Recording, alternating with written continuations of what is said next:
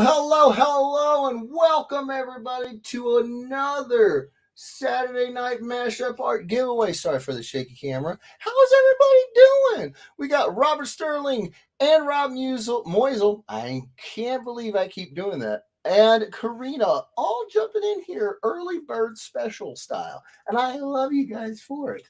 We're doing great. It's a great Saturday. How are y'all Saturday doing? Hopefully it's doing fantastic. And guess who is here? Hello. It's something of a streak.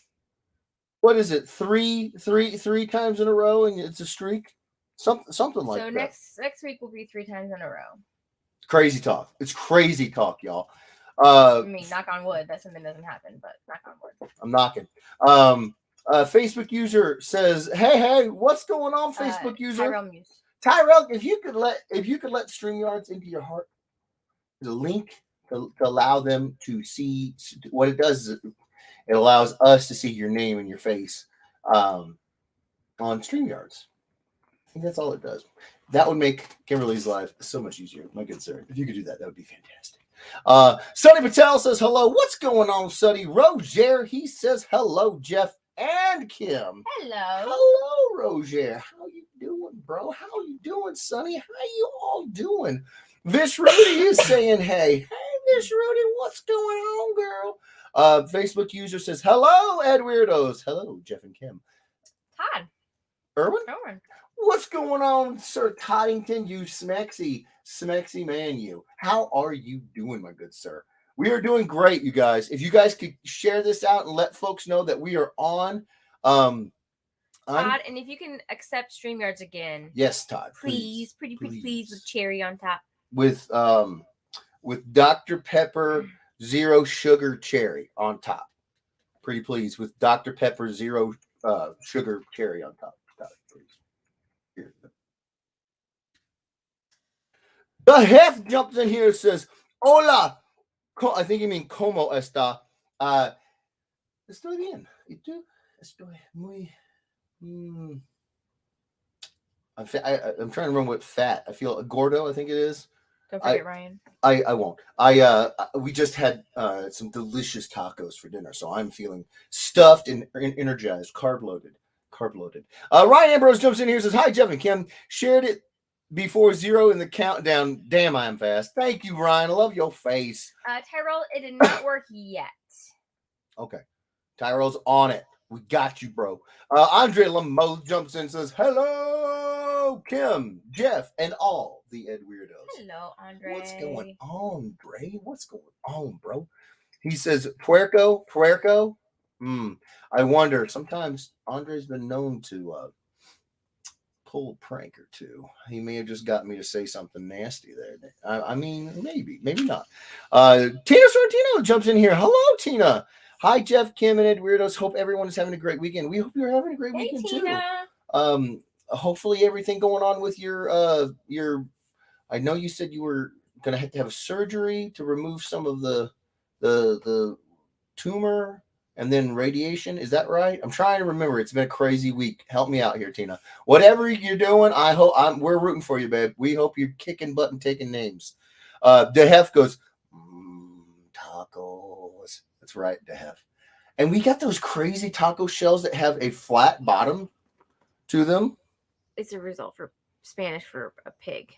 Oh, I'll take it. I've been called worse than piggy. I like puerco. We're going to go with that. But those shells with the square edges at the bottom so they don't tip and roll.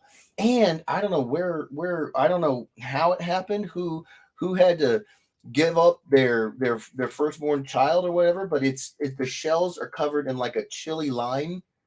Like I don't know. It's a delicious shell. So yeah, I got like a hint of lime. Yeah, just a light dusting. It's not like a Doritos where it changes the color. It's just enough. It's so good. Thank you, Andre. I did. Thank you for that. Didn't know that. Dan says hello from Boston. He's in Boston. Why are you in Boston? For the family. Oh yeah. Boston. He's up there having fun in Boston. I would say you're watching a Bo Sox game, but I don't know. I hear those are actually kind of expensive. But Dan's rolling around in everybody's lunch money, so he can afford it. Sam Hefner says, hello, Sam. Tina says, had the surgery. It went great. Yay. That is awesome news. Once it heals, then I get radiation. Okay, perfect. Well, keep us up to date on the healing. 10 away. We're 10 away from 30. Oh my God. Really? We really are. Holy crap. Okay. Andre Lamos says, Dan, the man is in his house for shizzy. Yeah, Andre. Michael Salopek says, hello, everyone. Hello, Michael. Thank you for being here, brother. Scott Newton says, hello. Ed Weirdos. Hello, my good sir. How are you? Thank you for being here, Scott. Michael Salopek said, Dr. Who? Oh, so he's already voting on which one. I like it, Michael. I like it a lot. We get 6 more people in here, and I will count that as 1 vote towards Doctor Who. Alex Gonzalez says, hello, Alex. Daniel Partu says, is it my phone or does Jeff sound sick? Been sick all week, Dan. All week. Yep. Still dealing with this. I'm telling you, all the parents out there, you guys know what I'm talking about. Yeah, the little one bring home some super evil version of the thing. Yeah. It's been 2 weeks for me. I think it's been about a week for Jeff. Yeah. 2 weeks. Yeah. And I just cannot get this congestion gone. Stuck in our lungs and throats. Yeah. Andre Lamos says, that person is a genius who made those flat bottom shelves. They really are. I agree. 100%. Doug Moore says, hey, what's going on, Doug? How you doing, brother, man? How you doing? Scott Fortier says, hello, all. Hello, Scott. Hello, brother. Thank you for being here. Todd Irwin says, so, I got a bone to pick with you, Jeff. Oh, no. When Todd has a bone to pick with you, you're in trouble. He says, I go to order my comics, and I'm all excited for that new sexy Jeff Edwards Death Rage #2 cover. And there's none listed for #2. What the heck? Todd, sad. I don't know if #2 has been listed yet. It's a monthly release, Todd. So I'm pretty sure if #2 has been put up there for pickup, for pre-orders, I feel like they would have told me about it so I could help bring it to you guys' attention. So it may not be out. It may not be available for pre-order just yet. I'm gonna send an email this week and try to get a little information on the scheduled release and everything, and let them know what we found out on Wednesday that I couldn't keep myself together about. And they probably know all this stuff. But again, like David Mansell was saying on Wednesday, Murphy, who is the editor that I work with, she got COVID at MegaCon, so she was probably still catching up from all that, which is understandable. So that's why I didn't do it this week. I was like, she might need more time. So this week coming up, I will be sending an email to her and just being like, hey, did you hear about this sweet thing that happened? And hey, when are the books going to be kind of coming out, in what order, and blah, blah, blah. And hopefully I'll get a little bit of a schedule update for you there, Todd, so that you don't get sad. I don't want Todd sad. I don't want anyone sad. I want you guys happy as clams, happy as a puerco in guano. Yeah. Dana Part 2 says, Kim sounds dead sexy tonight. So does Jeff. We focus on the dead part there, Dan. Ryan Ambrose says, my shares went through this week. No waiting 3 drawings tonight. Nice. I appreciate it so freaking much, Ryan. Love your face. Daniel says, can Kim sing some Barry White? My darling, I can't get enough of your love, babe. I bet she could. Andre says, I think I'm at the tail end of this cold. I think we both are too. I really do. Yeah. It's just JJ definitely is. Thank goodness. Wait a second. So Todd says the pre-order for #2 is available for pre-order, but no Jeffy art for either the A or B covers. Can't remember who was listed for the B cover, but Midtown does have an A and B available for pre-order. Very interesting. Well, I do know that there have been some changes to the game plan, because I told you guys that, like, the first cover I did for them, it was supposed to go for like a certain thing, and then they had a bigger plan, and it was the 6 issues. So I wonder if they're changing things up again. I don't know. Could be big news that you know more about than I do. I will get some information as fast as I possibly can. Andre says, I am the king of the puercos. Bring on the tacos. Nice. I think I could handle a little puerco on puerco action there. If we ever get out there your way, well, if when we get out your way, it's gonna be fantastic. Daniel says maybe Jeff is an incentive cover for number 2 or a con exclusive. Those are both very, very possible. Very possible. I am. I'm a little behind on. Not. I'm not a little behind, but I don't want to say they're behind because they're. That sounds terrible. They're catching up. So I'm waiting to find out as much as you guys are. We are 7 away. Oh snap! 7. Oh snap! Away. Raleigh Luntagon Cruspero says, hello, guys. Hello, Raleigh. How are you? Thank you for being here.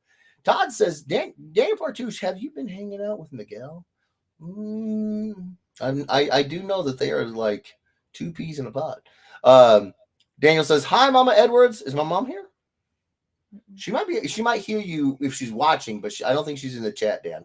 Raleigh says, did you ever sell your OA? Not yet, Raleigh. We are still hanging on to that because I am getting through a whole bunch of stuff.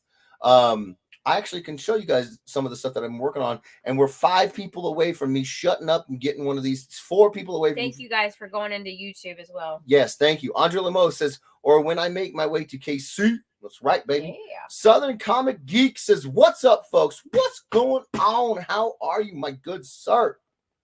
How are you? So what have I been doing this week? If you would hand me that pile, please, with the sugar on all top. Of it? Yeah, well, because I feel like some folks may not have seen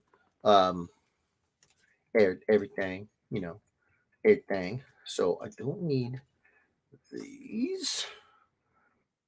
Right. Put these right. Okay, so David Hefner says, hello again, David Hefner. Mouse. All right, so here's some of the stuff that I've been working on, you guys. Jeff, if you want, you can show off our next cover. We haven't announced it yet. I think so. But the Edwarders deserve to see it. Is that okay with the publisher, Dan? Southern Comic Geek says, I have a sketch cover by Jeff of Grimlock. Good stuff. Nice. Thank you so much for picking that up, brother. Appreciate it more than I can say. Dan, if the publisher is okay with me showing that, I'll definitely do that for sure. So until I get word back from Dan, if anybody wasn't here on Wednesday, here is some of the pieces that I worked on and I had ready to go. Then I finished up some and I've done new ones. So, by the way, we're 4 away. We are 4 away. Now. Okay, so this is for anybody who may be getting a little cray right now. Dan says, yeah, some other stores are already showing their variants. Okay, perfect. Thank you, Dan. So Dan got this Green Power Rangers Mighty Morphin number 6 signed by JDF and then gave it to me to do a commission on to help repay back the cost that he incurred bringing me out to MegaCon Orlando. So Dan got on the commission list at MegaCon, and since Dan will be at Heroes here in not too late, very like a couple weeks, I'm trying to front load all the books that need to go get graded and get them done as fast as I can. So I showed this one off on Wednesday. It's the Green Power Ranger with the dagger flute and the Sword of Darkness. And one away. We're 1 away. One more person.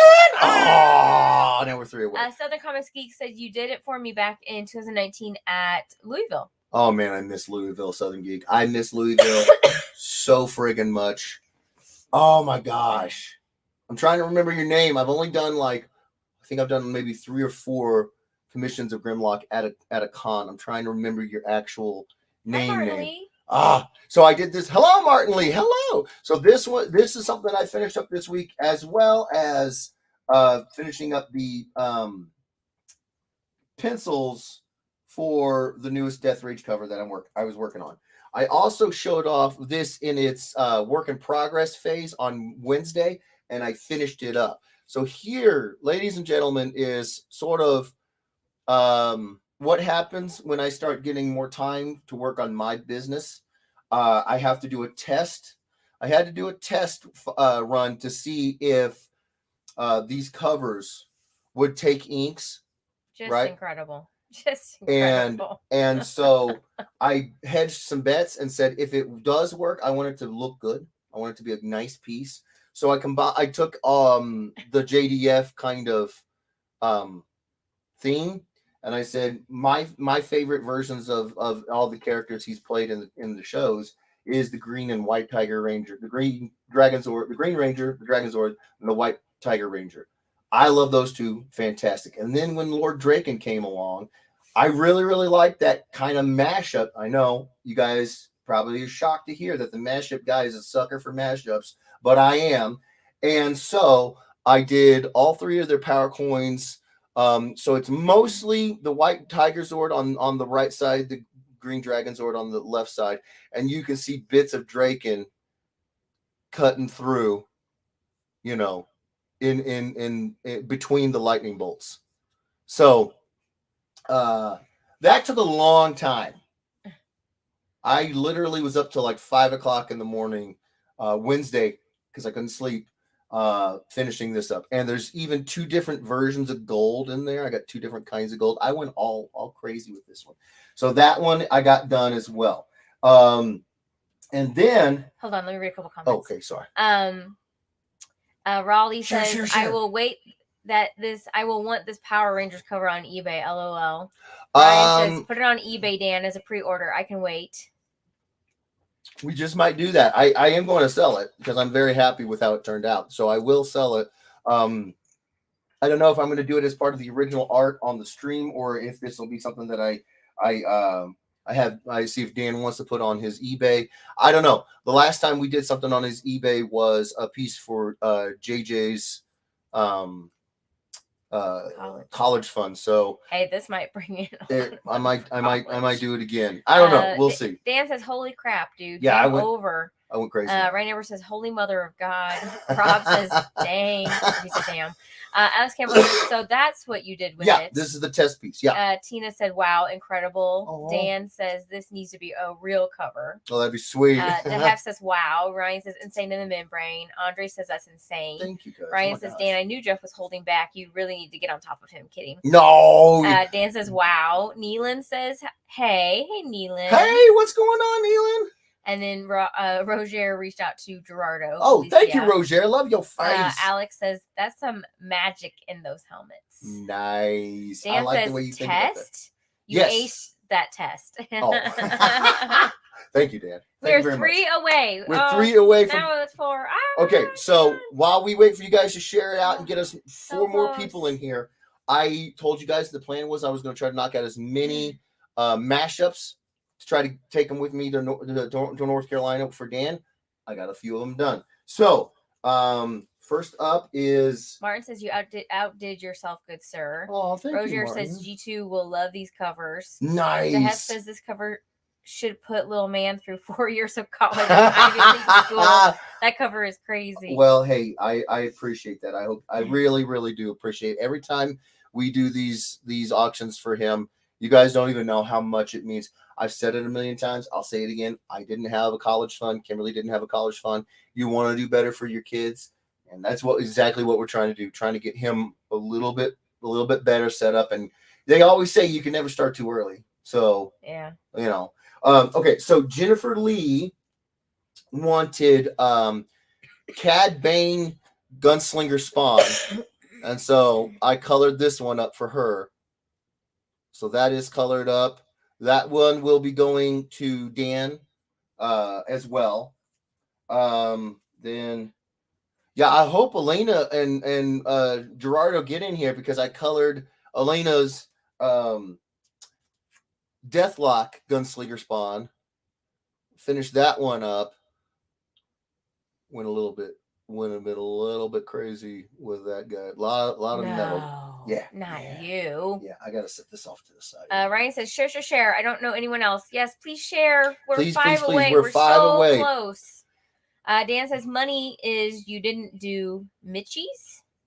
Oh, that's a good bet, Dan. That's a safe bet, yeah. Is what that is. 3 away. And then I did Cliff Jones's Jedi Knight Spider-Man. So get a little bit of the Force Lightning in there. Yeah, I know Force Lightning is a Sith thing, but I don't care. I really like it. I wanted to do it. So yeah. So that's three. Oh, we're 2 away. 2 away. We're 2 away from me shutting up and getting started on one of these pieces over here. So that is the additional work that I've been getting done this week. It has been Nutter Butters. These are done. They're photographed. They're scanned in. I've adjusted the scans. All of these that I've done here are actually colors for pieces that are going to be in the most recent volume of the Master Squats sketchbook, which is kind of nice, but at the same time, I was kind of hoping that maybe I could get some for volume 2, a colored piece. And I got a few, but I don't think I have any for 3 or 4. But some of the ones that I still have to do are, I'm hoping, from previous volumes. So Right Number says, wow. Tina says, nice Jedi Spidey. Thank you. Roger says, all of those are sick. Thank you, Roger. Dan says, show our cover to the loyal Ed Weirdos. Yes. And then Ryan says, Dan has taught you well, Grasshopper. Yes, young Grasshopper. Can you take the pebble? Robert Sterling wants to know, can you do a mashup of Kim and David Tennant on the Doctor Who cover so that she can be near him? If I want to die, I can, yeah. So, Dan has not said, I don't think Dan has said what the newest cover is and who it's with. It is with Valiant. I don't know if it's going to be the last that we do for Valiant, but I think I did tell you guys that it was the last one we're going to do for a little bit. Well, Dan's going to do for a little bit.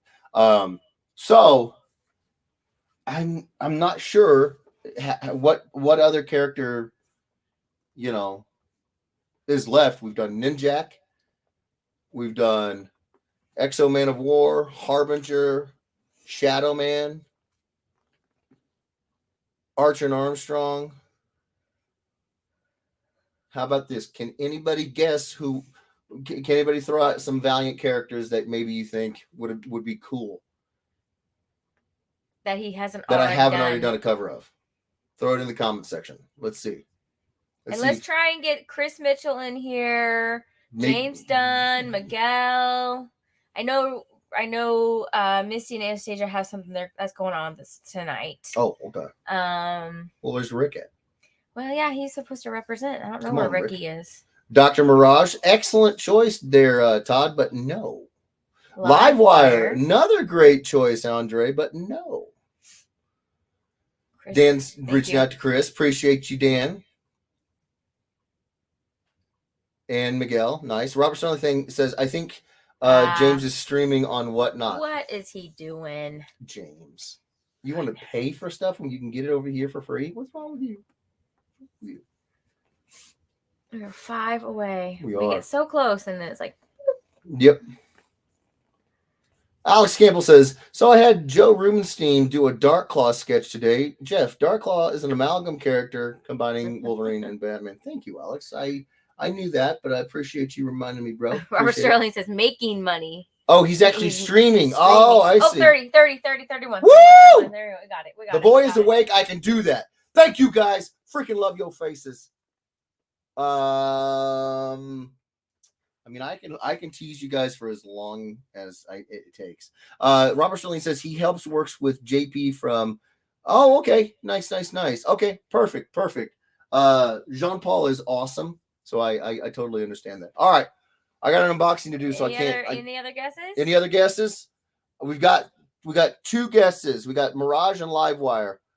I'm always down for traditional 3 guesses. One more guess of a Valiant character that we have not done. Think movie. Well, that's freaking obvious, Dan. I didn't listen. These folks don't need help. That's 60 boys. Oh my God, Alex is hilarious. Shadow Man. We've already done Shadow Man once there, Tina. But it's a good question. It's a good choice. But it's someone we haven't done. This is a fresh one. Deathlock. I don't know if there's a Deathlock. Is there a Deathlock Valiant character? Eternal Warrior, Archer and Armstrong, both great choices. I've drawn both of those in one cover, and that was on the Arch and Armstrong cover. Rye, no, it is, yeah, baby. Bloodshot Unleashed #1, you guys. Oh. Woody and Quantum, another one. Bloodshot. So here are the pencils for Bloodshot Unleashed #1. And here are the inks. Let's just see if I can get it in there for you guys. I don't want to hit the camera. This one took me a very long time, you guys. If you're wondering if that's brush or if those are lines in the clouds, look very closely. Oh, come on, camera. Those are lines. Thousands and thousands of lines. Tyler Solopek says Doctor Who. Rob Moisel says, wow. I bid $5 on the pencils. LOL. Ryan Ambrose or Todd Irwin says Bloodshot. Nailed it. Southern Comics Geek says, you selling the pencils? I will be selling both of the pencils and the inks. Yes, sir. Ryan Ambrose says it's getting hot in here. Tina says the detail in that cover is awesome. Thank you. Todd Irwin says, yay, guessed it right before you showed it. LOL, you did. You did. So if anybody's wondering what's happening here, because I had explained this to Kimberly, so not everybody knows about Bloodshot. It's a crying shame if you don't know about Bloodshot, because he really is a cool character. But in this issue, there's a character that he has to fight who has these crazy guns. And I really want to play up on that idea. So he's basically, Bloodshot is taking cover behind a wall. There's a wall. It's a little bit of rain's pouring down. He's reloaded, ready to take the fight to him. And you will see holes with this crazy weapon, this gun that had blown holes through the walls, and then one blew right through the torso of Bloodshot. And the nanites are so if anybody doesn't know, Bloodshot has microscopic nanites that heal him. He's like a zombie in the way that he can't die. He's like Wolverine in the way that he can't die. Like he's not a zombie. He's not going after brains, but he's like that in that he can't die. But it's not a mutant healing factor or anything like that. It's little nanites, tiny nanites that stitch and heal him back together. So I really wanted to play that up because that's essential to the character. It's yeah. So this was a lot of fun. I put a probably too much time in on that one, but out of all of the Valiant characters, my favorites are Tide, Ninjak, and Bloodshot, Rye, and then Solar. I love those characters. So when we first, now I like the other ones very, very, very, very much. Don't get me wrong, I do. But if I had to split hairs and pick topsies, it's a two-way tie for first and a two-way tie for second. Probably Rye over Solar, just because he's an awesome samurai. But anyways, yeah, the opportunity came along. Dan saw it. He said, "You want to do it?" I said, "Shut up, Dan." Yes, I do. Yes. So, Bloodshot Unleashed #1, one-stop comic shop exclusive cover. You can't get that dadgum thing anywhere else. So, I think we're in the process of getting it colored right now, which, if that's the case, it should actually be coming out pretty quick. So keep your eyes open and ears to the ground. We're going to have more. I can't wait to see it colored. Oh, my God. Raleigh says, I will cancel my vacation for both pencils and inks. Ryan says, I express how I really feel on Wednesday, mother, father. Oh. Todd Irwin says, I'm going to assume it's Super Jeff. Awesome. But sadly, the connection is crap and everything blurry and cutting out. Oh, no. Was it blurry for everybody? Dan says, pre-orders will begin after the colors are done by Maury Hollowell. Yeah, sorry. Thank you, Dan. Thank you for reminding me. So I actually got to meet Maury at MegaCon, which was fantastic. Super, super sweet guy. But I don't really need to tell you guys just how good of a colorist Maury is. If you guys were wondering, we have worked together before. We worked on the Star Wars Adventures #1 cover that we did a few covers back. It was the one with Han and Chewie and the Hoojibs coming out of the Millennium Falcon. Maury really flexed his range, going with the fact that we went with a little bit more of a kid-friendly, animated kind of approach. He colored it as such. I'm super excited to see what he will do when I go back to my roots, dark, gritty, textural, super realistic comic book, more young adult themed, the way I draw him, and see what he does with the colors, because he's gonna kill it. Alex Campbell says doesn't look very Vin Diesel-y. That's true. He doesn't look very Vin Diesel-y. They gave me the character model to work off of, and he's in the book. He does not look like Vin Diesel. So you are dead on, my good sir. John Irwin says Bloodshot must be pretty awesome since they made the only Valiant-based movie with Vin Diesel as him. LOL. Which the crazy part, and to kind of circle back around, when I first saw a live action version of Bloodshot, I think it was it Bat in the Sun that did JDF as Bloodshot. I can't remember who the producing company was, but I saw that, and then they used that same shot of him sitting on the ground, and he's in the whole outfit. They used that as a cover to one of the Bloodshot books, and I was like, that's perfect. That's just perfect. But they ended up going with Vin Diesel. I understand why. But yeah, sorry. We're circling back to the JDF thing a lot right now, which you can't, you don't find me complaining. Hold on. Before you go with the next comment, we have an unboxing. There's only 3 more comments. Oh, sorry. Tyler is excited. He's excited about the pre-order. Dude. Dan says, you guys saw it here first. And then Andre says, I like Livewire because I can sing Motley Crue to her name. Nice. Very well done. Yes. As a thank you to you guys, Dan surprised me and told me I could do this. I appreciate it, Dan. I really, really do, because I freaking love you guys. And I want you guys to see everything that we got going on first. I showed you the books that I'm getting, the mashups I'm getting colored first. Showed you that first. I'm about to show you what's in this box first. I don't know what's in here.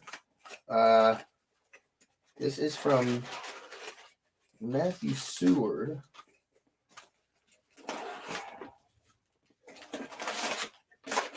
Okay.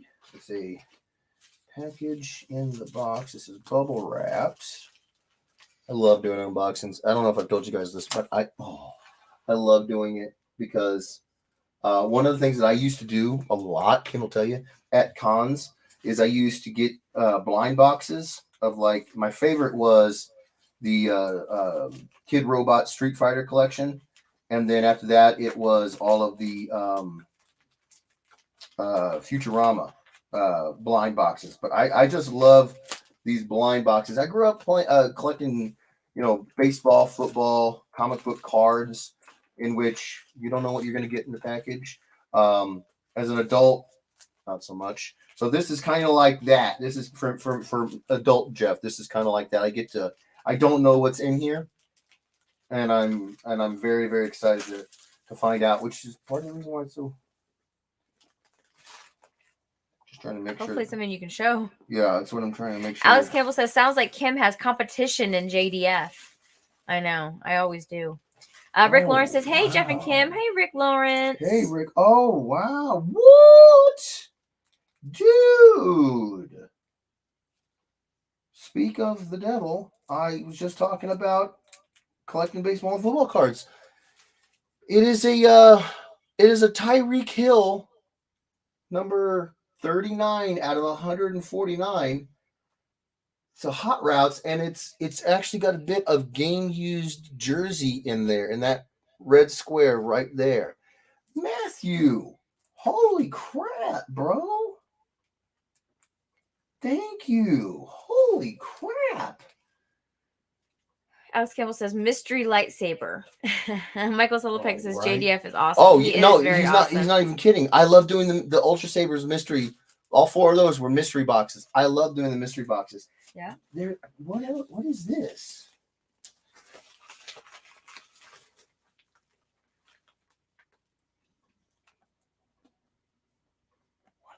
Is it just something to preserve the card? Like a shipping kind of thing? Yes, we got to meet JDF a couple years ago at a con. He's very, very nice guy. Very, very cool guy. Holy crap. What?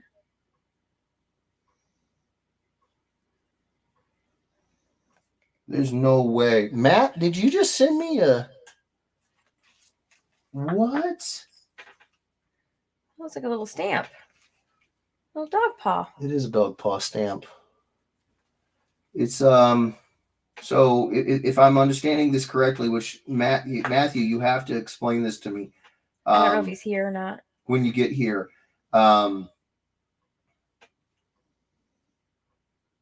So what does it say? It says USA UH30 VO522 paw print 12 millimeter. If this is what I think it is, I think it's like a Japanese style stamp. Oh. Is that what this is? Matt? Anyone in the chat? No? Have anyone in the chat seen it before? This thing is heavy. It is beautiful. I almost don't want to touch it. And it comes in this plastic tube with a bit of foam at the bottom that is custom cut to fit. That is amazing. Oh, you know what? I don't think it's a stamp. I think it's like like leather or something. You can punch. A punch. Yes. That's what it looks like to me. Not because it doesn't have the rubbery tip. Right. It's like a punch. That is the coolest thing. Like you can punch it into like leather. You can punch it into leather. You can emboss things with it. Yeah. I won't ever put a hammer to this thing. That's what it looks like to me. This is so. Yeah, something else you guys will learn about me is I actually am one of those people that really, really like to watch stuff like how it's made and fabrication. And my grandpa, when I was younger, he retired from GM and he turned his garage into a woodworking shop, and I learned basically 95% of how all the stuff that I know when it comes to power tools and woodworking. I learned watching him do it. I love making stuff, obviously, but not just on paper and with pencil. This is beautifully crafted, you guys. Let me get it over here on this camera. Maybe we can get a little bit more lighting hitting it. Look at this thing, you guys. Come on, focus up. Focus up. Oh, I think you got too much stuff going on in the background. I'll have to figure out a way to show you guys this. Like maybe take a picture of it and post it. Heavy. It's very weighty, which might also go point to Kimberly's point of it being like, listen. And that's hitting foam. There's a bit of foam in the bottom of this tube. Matthew, holy crap, bro. That is gorgeous. Man, that is just beautiful. Oh my God. Thank you, Matt. I holy crap, man. I mean, the thing about it is like my job requires me to be able to use tools, they're pencils and it's ink and stuff, but still you're a craftsperson. Hi, Chad Park. So to see that is amazing. And this, oh my gosh, thank you so much, Matthew. I have not had a chance to collect a lot of baseball or football cards in several years.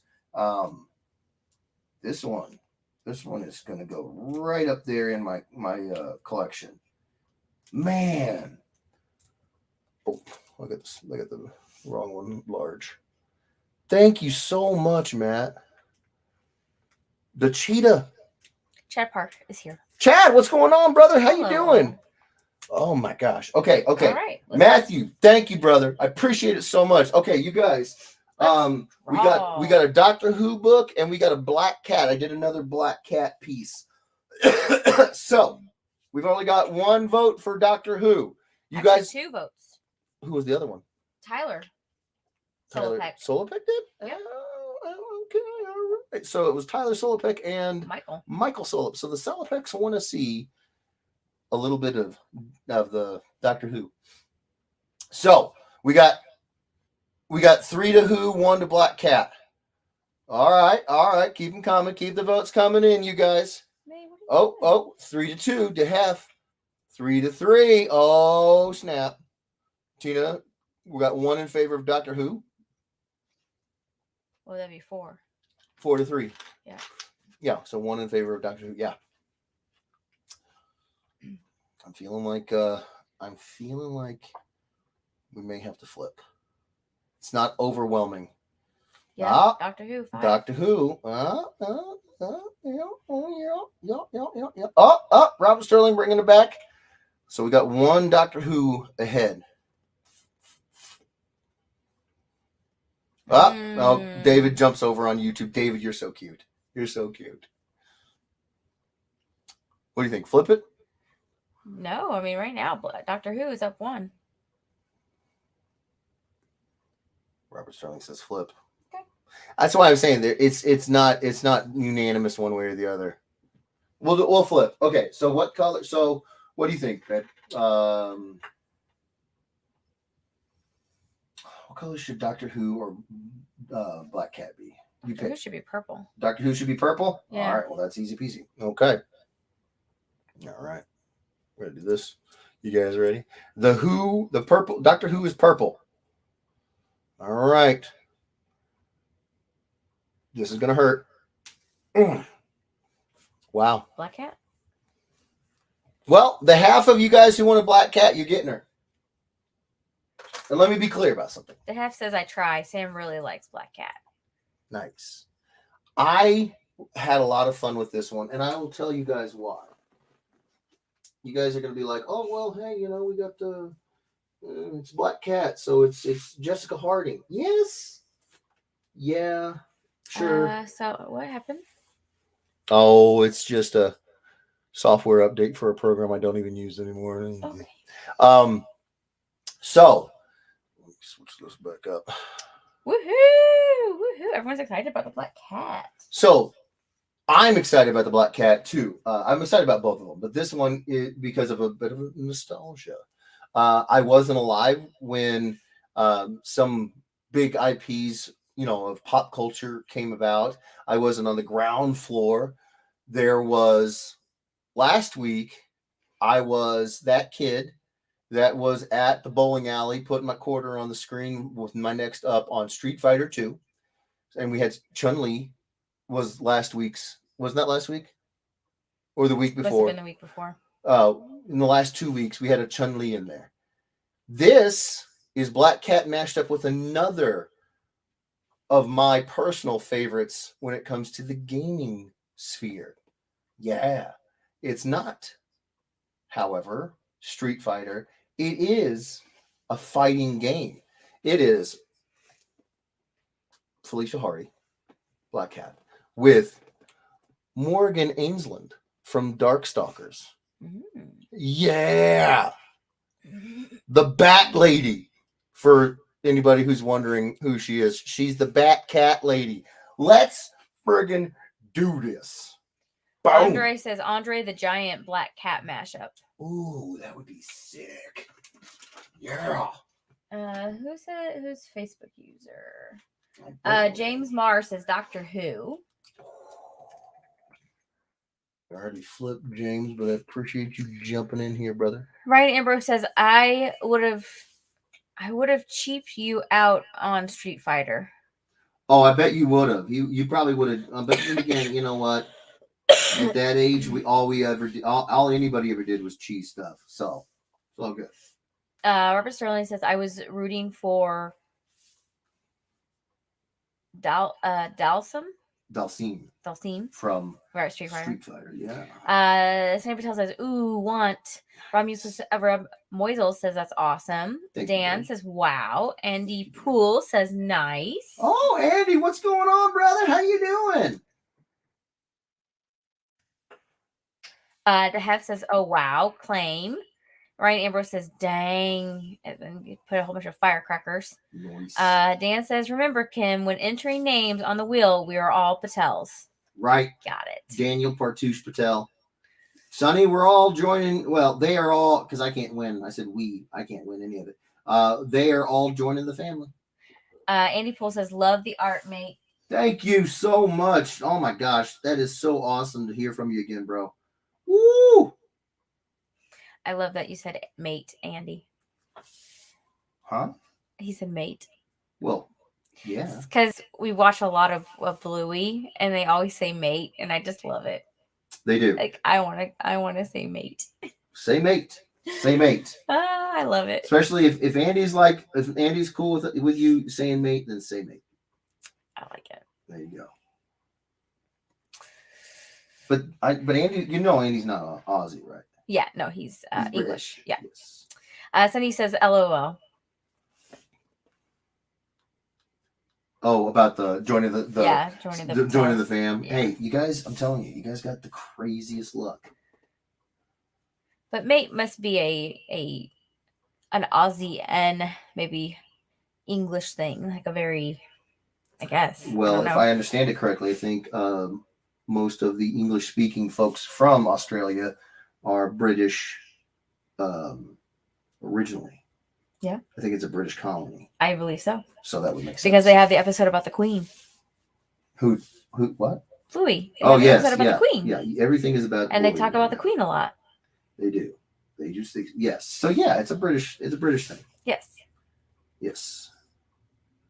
Sorry, guys. We really love Bluey. We really do love Bluey, and we're really still not feeling 100%. So obsessed. everything is Bluey, and okay, let me remember. Ryan Ambrose says Ryan Patel. I only answer to my Hebrew name. Okay. Ryan said what? Ryan Patel. I only answer to my Hebrew name. Let me see. Where's that? Interesting. Ryan Patel. I only. Oh, Ryan. Wait, Ryan. You're. I don't know. Ryan could be Hebrew. I have no idea.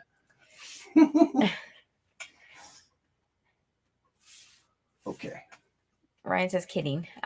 Okay. Well, I don't know. I don't know these things, Ryan. Scott Newton Jr. says you could use my Italian names, Scotty Patel. Scotty Patel. Scotty Patelli. Let me see. Patelli? Yeah. Scotty Patelli? Yeah. That's a good one. We're going to do a lot of Patel riffs tonight, Sonny. They are very interested in gleaning some of that ungodly luck you guys have. So right. You and Vish Rudy. Have you played the Powerball yet? Because if you haven't, that's leaving money on the table. It's true.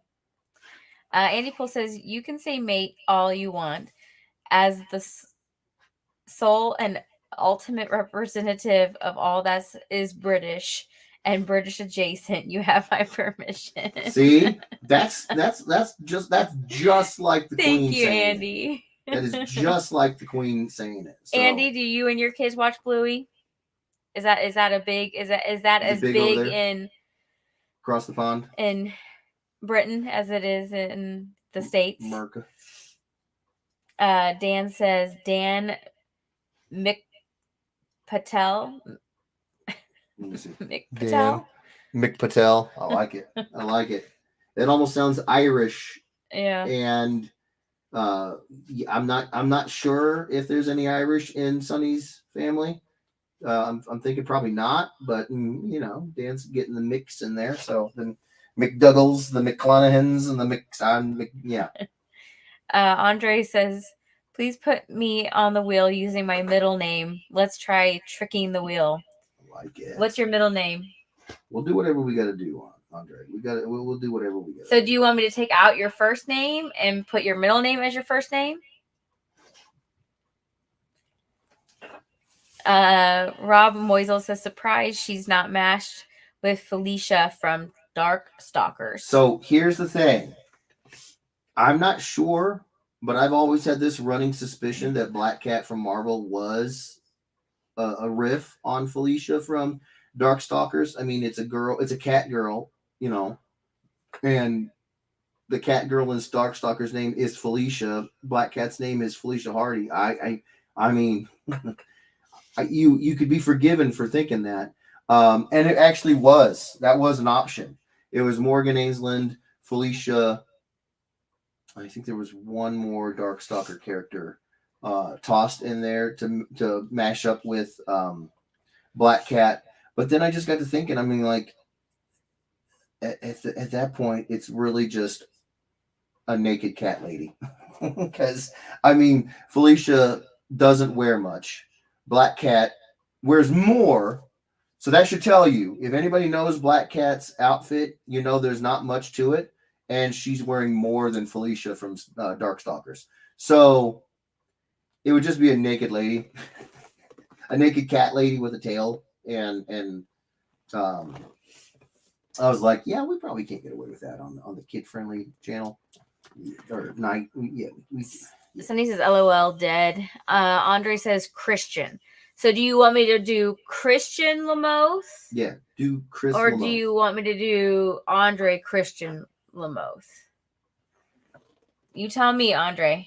We will put your name in here as whatever. What is that song? Christian Sister? Is that what that song is? Motorin. Motorin. Dun, dun. What's your price for flight? But Christian Sister? Isn't that what it was? It's Sister Christian. Sister Christian. Okay. Thank you. You were close. I was close. You got your, we're out of practice on the lyrics, but that was actually pretty all right. close. I got it changed, Andre. You are now Christian. Oh, okay, good. But to say, Matt Simmons is here. Hi, Matt. Simmons, what's going on, bro? Hello there, everyone. Hello there, Matt. Hello, Matthew. Matt, we're thinking about taking a little trip to the comic book store tomorrow. We are. I got a note. Don't know what time. I got an email saying that I hadn't been in to pick up my pull list since before the boy was born. And I was like, well, that makes sense. I mean, we've been insanely busy and all of our money is going, well, not all of our money, but, parents know a lot of money is going towards the constant food, diapers, doctor's visits, yada, yada, yada. And this ridiculous formula. Oh, my gosh. Shortage thing. Yeah. So they were great. They were like, yeah, no, you don't have to pick it up. I was like, no, man, I'm gonna try to get up there. So we're thinking about doing it tomorrow. Jonathan Phillips says, greetings, folks from Britain. Hi, Jonathan. What's going on, Jonathan? How you doing, mate? How you feeling? Greetings from the States. What time is it over there? Yeah, I was just about to ask. I was curious myself. Andy Pool says, how's the little one doing? He is not little. He is a giant baby, Andy. He's supposed to be about 17 pounds, and he's 23 and a half. He is... If not more now. Yeah, if not more now. He's busted out 2 teeth already. So instead of just doing the one, he's being all like... He decided to do 2 at once. He's an overachiever. And they're both the bottom middle 2. So he's got he's like a little... the inverted chunky beaver chomper kind of thing. And he, he's doing good, man. He's doing really good. We're all sick because he brought home yet another bug from daycare, as they do. But he's got a 9-month checkup soon, and he's got his next so he was born premature, so he'll have developmental delays, and he'll have thus he'll have the same NICU nurses have him come in for developmental checkups. His physical therapist. He has physical therapist. Yeah. But it's not just physical; it's also his mental side of the equation as well. It's everything. Yeah. Occupational. Is it occupational, physical, speech, and then his actual doctor from the NICU. From the NICU, yeah. So he's got all the normal checkups like every kid has, and then he's got these extra ones. So they're definitely keeping an eye on him. So we'll see what they say in this next round. He should be, by this next thing, he should have been rolling, which he is. He is log rolling. Rolling back and forth. He should be banging blocks together. He's not so much doing that. He loves to hold the blocks, he loves to hold stuff. And he loves to like put one in one hand and then like bang it around in just his one hand. But he's not really banging them together. Yeah. Like a cymbals. He's not doing the cymbals. He's just hammering. More like a hammer. And he's working on sitting. But he's such a little roly-poly, and he has all of his chubbiness. All of his weight's in his head. His head, and then also his legs. He's got, he's not. So he's very top-heavy, and he leans forward a lot. So we're working on sitting, practicing it. But the other problem is, it's not a problem. It's just more of an annoyance than anything. I mean, he doesn't care about it, but anytime he rolls a lot, or if he sits up, or if we pick him up right, pick him up right after a feeding, he just spits. Spits his food up. Not right after. Like we're not silly. Like we're not going to pick him up. We always give him time, and he still spits up. Yeah, that's the kicker, is that we will give him several minutes to just sit and chill after a belly full of something. But he just spits it up, and then you think you've given him enough time, and so much time that like he's starting to get fussy. He doesn't want to be on his back. Okay, well, I'll pick him up, and then it's just a jet, a stream of spit up. So he's not getting a lot of. Well, he's getting He's getting a lot of food. Clear. Yeah, he's definitely. But he's been doing this since he was born. Yeah, so it's not something that's new. It's just something that's more of an annoyance on our end. But it doesn't bother him. He could care less. No. He just doesn't. It doesn't even bat an eye. No. He's just like, It's been really fun lately though, because we started feeding him protein. So like the other day, this last week he started with hamburger, and so I'll puree up some hamburger, and he had hamburger, mashed potatoes, and green beans pureed together. And so when he spits that up, it's like little teeny nuggets of hamburger. It's great to have a kid spit up hamburger chunks on you. Thank you, Andy, for asking. Sorry, that was a long spiel. How are yours doing? How are your twins doing? Jonathan says, love your drawing you're doing there. Thank you so much, brother. Appreciate that more than I can say. Chris Mitchell says, drawing another one of my ideas. Oh, Mitchell shows up. I'm not sure, Mitchell. It didn't really come with a name attached. It was just an idea, and I said, I'm going to go with it. I mean, again, I have a hard time believing you came up with this, but if you claim it, all right, sure. Andre says, last time I told you my middle name, you questioned its validity. I believe you. She still questioned it, though. No, I did at that time. But I believe it now. I believe it. Matt Simmons says, nice. It will give you some reading goodness. What supposedly what? About the Get in Our Comics. Yes. I know I have some monstrous up there. Yeah, you have quite a few. I think that's all I have up there. Yeah. Jonathan says it's about 11 p.m. over there. Okay, so it's not horrible. Wow, really? I thought it would be more. I really did. I thought there'd be more hours. Huh. Fantastic. Well, now I don't feel too bad. I was starting to kind of get worried, like we were keeping you guys up late, but that's not bad. Good on you, and also Andy, because I would be in bed by now. I would be in bed for 2 hours by now. Easily. Ryan says, if you're new in the stream, say mouse to let Kim know so you can be put on the wheel. Yes, Jonathan. So you are new. If for some reason you can stay longer, we completely understand if you can't, because it is late over there. Right. Jeff, when he is done inking this, we are going to give it away. Yes. So right now I have your name on a wheel here. And as soon as that's done, we roll the wheel, and if your name gets chosen, you get this piece. Yes. The only thing we would have to work out is shipping, because you are in Britain, but that's the only thing we'd have to work out. Right. And you would be the first Brit to actually get something from me. So that would be kind of sweet. It'd be kind of cool. Yeah. Let's see. Rozier says, I missed the mashup announcement. Who do we have here? It is Black Cat and Morgan Ainsland. Bat Lady and Cat Lady.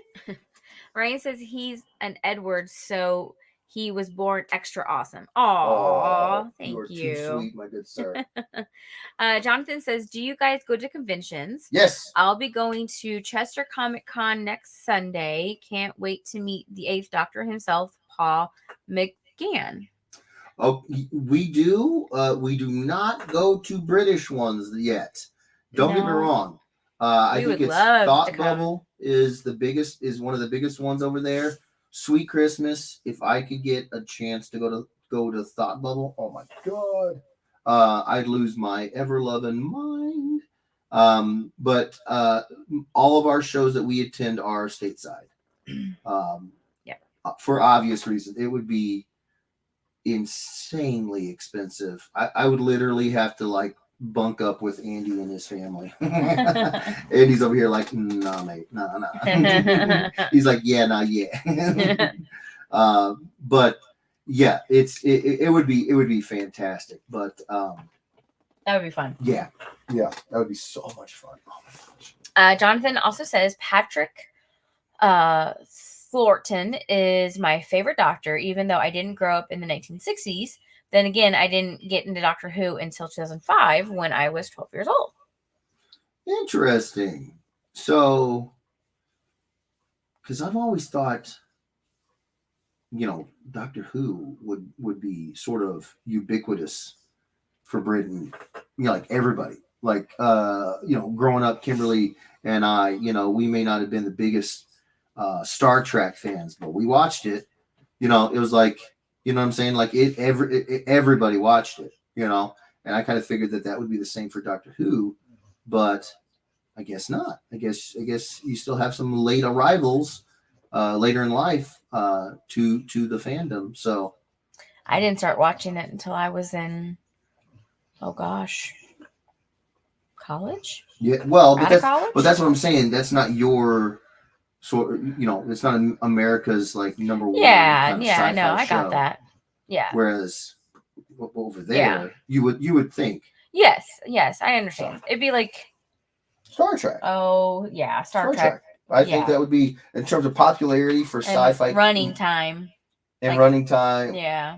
Popularity for sci-fi shows, but American version of stuff. I think the closest we could come up with would probably be Star Trek. That makes sense. And I watched it. Yeah. Everybody I knew watched it.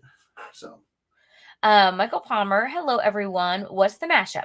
It is Black Cat and Morgan Ainsland from Darkstalkers. There we go. And Jonathan, my favorite Doctor is David Tennant. Yes. Jeff has a whole story about that, but I have an amazing story about David Tennant. But I got to get caught up on comments. So if you want to hear it, Jonathan. Andrew Poole says, I only got vomited on once, luckily. Nice. I've been peed at and swabbed with poo, though. Yay. Right. Yeah, Andy, our son has decided to start putting his hands down in his nether region. He's very explorative. Very explorative. And sometimes it will be when he has pooped. And he will bring back. And I'll be like, no, you need to get your hands away from there. That is his people's main export. And he's just trying to share his culture with you, Kimberly. I've been telling you this for a long time. You just don't seem to appreciate little man's. He needs to. He almost put his pacifier down there once when I was changing his diaper. I'm like, no, you don't want to do that and then put that in your mouth. No. Andy said, I hope you two are coping well and getting enough sleep. It's a tough gig. Yes it is. He's actually doing a lot better with that. His sleep is getting better. His sleep is getting whomever, much better, whomever was involved. Jesus, my parents, Jesus again. Yeah, whomever was involved with making the thing happen, this transition. I would say daycare. And starting on solids. Since he's eating solids, he has a full tummy when he goes to bed, right. and also those sleep diapers. No, those nighttime diapers. Those have been a game changer. Game changer on those nighttime diapers. Because he doesn't, he would pee through all of his clothes at night, and then I would wake him up. Right. He doesn't pee through his stuff anymore. So yeah, he sleeps good. Addie L says, hi guys. Hello, hi Addie. How are you? Ryan Amber says, your chances are good. You're not Miguel. It's true. Roger says, by the way, we are putting another post for ideas this upcoming week. I need to start getting my ideas in again. There you go. Thank you so much, Roger. Always the best ideas. Jonathan says, that would be nice, but I won't be bothered if I didn't win that comic. Oh, that would be nice, but I won't be bothered if I don't win that comic. No worries. No worries. You never know. In all honesty, we use an online randomizer, and it seriously likes new people. Yeah, it's true. So hang out, bro. Hang out. I don't know. We don't know why. It's a running joke, but it's true. There's a good percentage of times where the new folks like their first time being on the show and they walk away with something. Yeah. But Andy says, mate, Thought Bubble is awesome. Nice. I've heard nothing but good things about Thought Bubble. Have you actually gone to the show, Andy? I'm assuming he had if he says it's awesome. Well, he could say it like we talk about, like Emerald City or San Diego. I've been to San Diego as a fan, but not as a exhibitor. So I'm wondering if he's gone as an actual exhibitor and set up. Roger says, oh my, that backside. Ha ha ha. What that booty do? And he also says, I'll kick her out of bed. You can sleep with me. Nice. All right, we're going. Done. Jonathan says, I'm just nosing around. That's all. LOL. Chris Mitchell says, I'll PM you my ideas too, since Edwards won't give me credit for them anyways. Oh, Mitchie. It's okay, bud. I mean, do you need a hug? Do you want a hug? Come here, mini-me. Let me give you a hug. Todd Irwin says, what Jonathan doesn't know is that more than likely he'll win being new to the stream. LOL. Right. See, John, that's what I was talking about. Like, Todd is an OG. Todd has been supporting my work before Ed Weirdos was a name for it. So he's seen all what we're talking about here, where new folks just get the luck. Yeah. Jonathan says, I'm not the biggest Star Trek either. Right. But have always enjoyed from what I've seen from it. Okay. Mostly the original series and the films. Right. I've got my dad to thank. There you go. There you go. Yeah, I don't watch the Star Trek that's out now, or I have not. Except for, I take that back, except for Picard. Well, did you watch the new season yet? Picard, the newest season? Yeah. I have not. Okay, so you watched the first season. I've only seen the first season, which you have too. We've watched seen the first together. season. Yeah. But I've not watched the newest season of Picard, and I've not watched anything since Scott Bakula. Right. I've not watched anything Star Trek since Scott Bakula.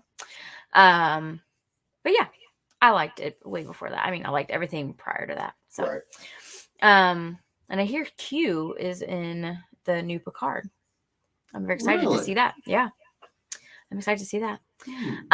Roger says, don't jump on me, but I have yet to watch any Doctor Who at all.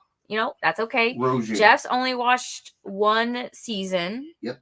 And he started with Chris Eccleston. And Billy Piper. I don't know if he had more than one companion. No, I think Billy was his only companion. Was she? Okay. Yeah. David Tennant had two companions, Billy and Donna Noble. But wait, Billy Piper was the companion for Tennant?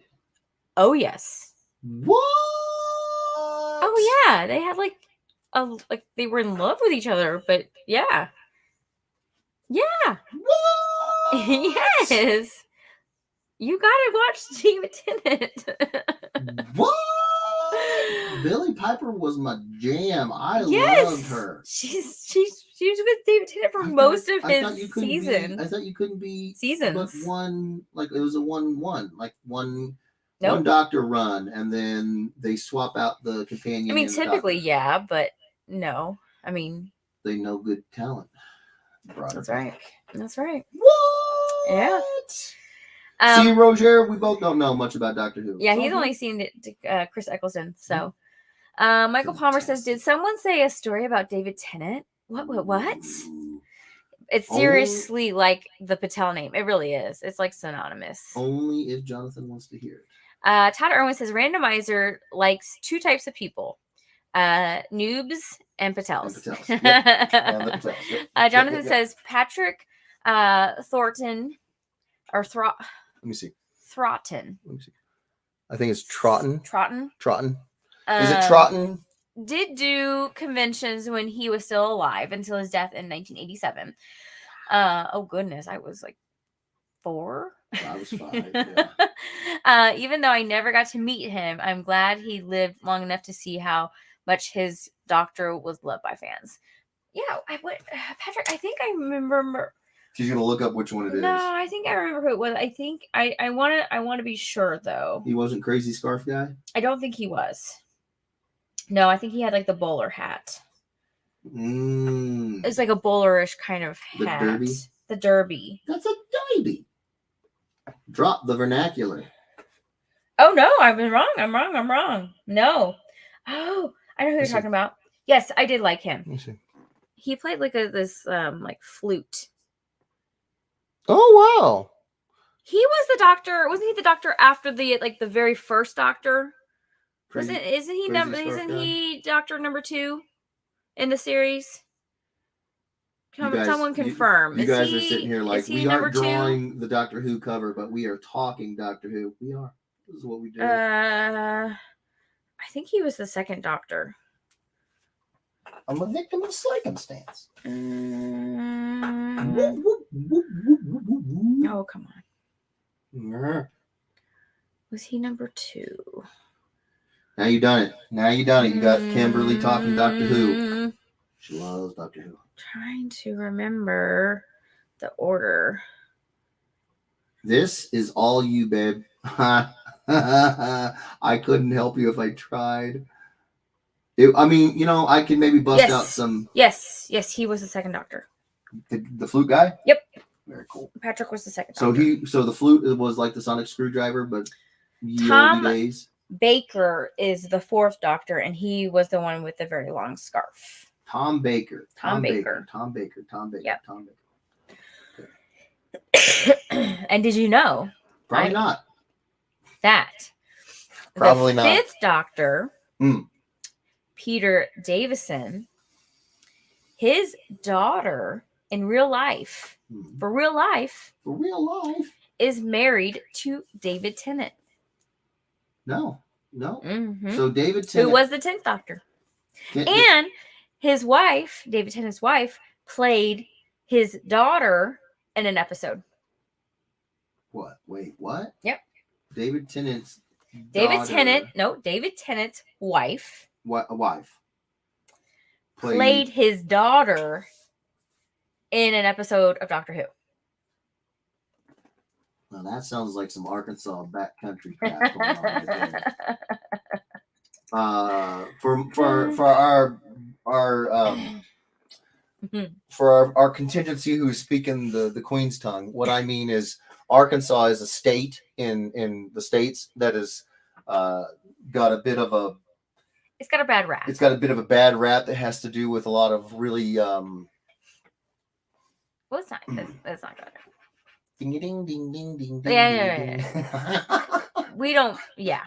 Andrew Poole says, "Yeah, I went just before the lockdown here. Is purely a comic convention. No TV, film, or games. Pure comic goodness. Great to mingle and network on a pro level too. Bro, next time you get in, you let me know. And I will find a way to get. I mean, I might have to learn how to like swim the English Channel kind of swimming, like that kind of long distance swimming. But I will find a way. I've been wanting to go to the Thought Bubble for a long time. So real quick to answer your question, Roger. So he wants to know how many doctors are there now?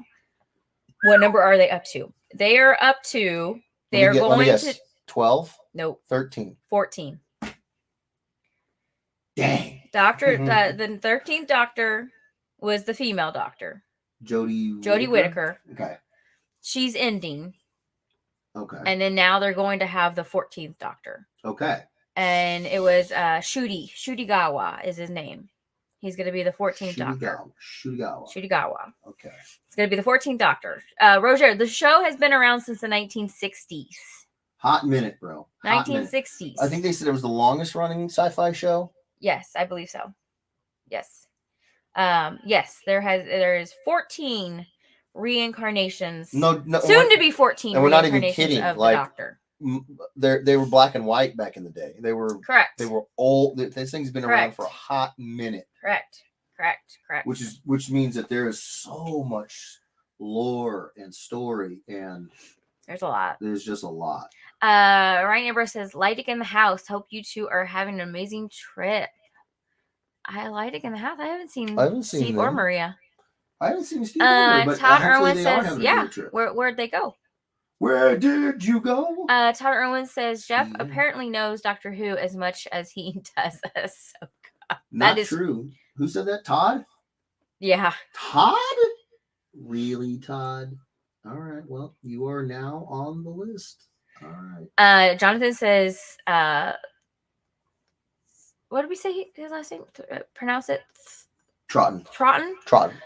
His last convention was Magnum Opus Con 2 Sci-Fi Convention in Columbus, Georgia. Excuse me. Several hours later, after the convention, he died from a heart attack in his hotel room. God. He was 67 years old. Oh. This was the same doctor back in the 80s he died after going to a convention? Yeah. In Georgia. Oh, man. Ryan Edwards says, Diana Edward, you in the house? Jonathan says, Patrick was the second doctor indeed from 1966 to 1969. Awesome. Ryan Amber says, I'm calling everyone out. James Dunn says, sup. Hey, James, how'd the whatnot go? How's the whatnot? How it do? Jonathan says the second doctor was the first to use the sonic screwdriver, first appearing in Fury from the Deep. Oh, okay. Yes, and Roger, each doctor, except for the first one, has a different sonic screwdriver. Like the design is different. It looks different. But it does the same thing. Their box changes in the inside. Like it's like their police box, the TARDIS. TARDIS, yeah. When they reincarnate, the inside also gets kind of redecorated. Spoiler. Doctor Who reincarnates. They reincarnate. I'm pretty sure everybody knew that. Yeah, you think. I'm kidding. Tina said Patrick was my least favorite doctor. Tom Baker was my favorite. Well, you met Tom, so. Yes. Yeah. I do like Tom Baker. I like Chris David. Eccleston. I like Matt Smith. He's the only one I've seen. I actually like Peter Capaldi. I didn't mind him. He had a very dry sense about him. He wasn't as, My least favorite was the 10th.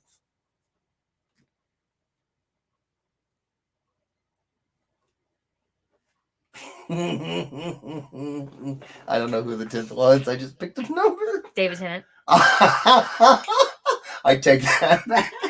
I met him. He's a nice guy, so I'll support him. He really is the 10th Doctor? Yes. Roger says, can I ask one more question? Ask all the questions, the character changing or just someone else taking on the same character role?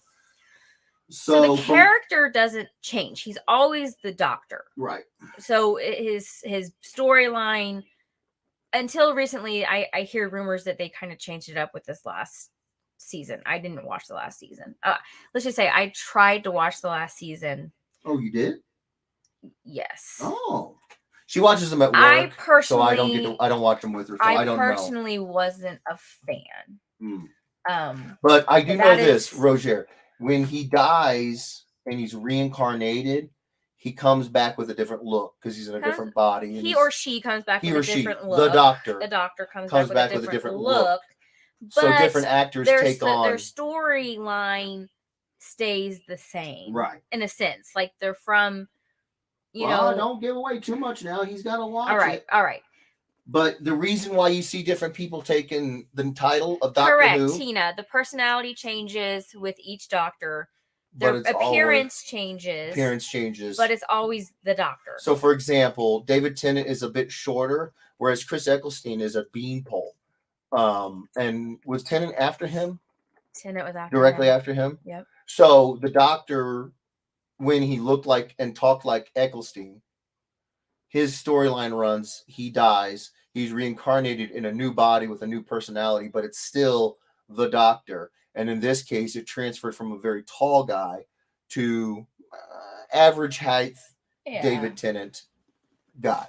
Chris Eccleston played Malekith, the Dark Elf Lord in Thor: The Dark World. And you remember how tall he was. He was a tall dude. He was also in the movie Elizabeth. I never saw that one. With Kate Blanchett? Kate Blanchett? Yeah, Kate Blanchett. Huh. So that should give fellow comic book nerd, he probably watched Thor when it first came out. That was that same cat and David Tennant are two different, builds, heights, all that stuff, but they both played the Doctor.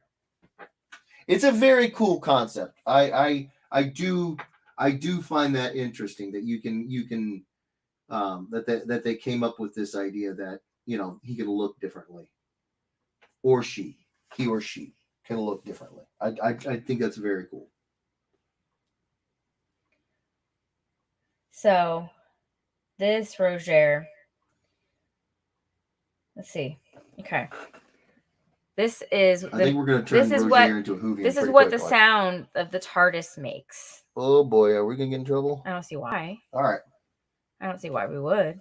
Okay. Let's see. BBC, don't come after us, please. Did they do it?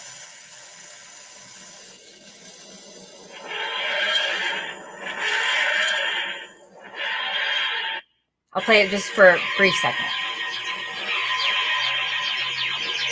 It's only 30 seconds. So that is the sound the TARDIS makes when it's like, so Roger, if you don't know what the TARDIS landing is, like I didn't, taking off. And... you have a couple icons associated with Doctor Who. Doctor Who, the title, big icon, but there's also a blue British police box. It's not just a box. Once you open it, you are actually walking into. It's bigger on the inside. You're walking into the TARDIS. That stands for. It's like their spaceship. Yeah, it's like their spaceship. So yeah. Yeah, but it does. But once you get inside, it doesn't look like a police box at all. It looks like a sci-fi spaceship. Yeah. It's very trippy.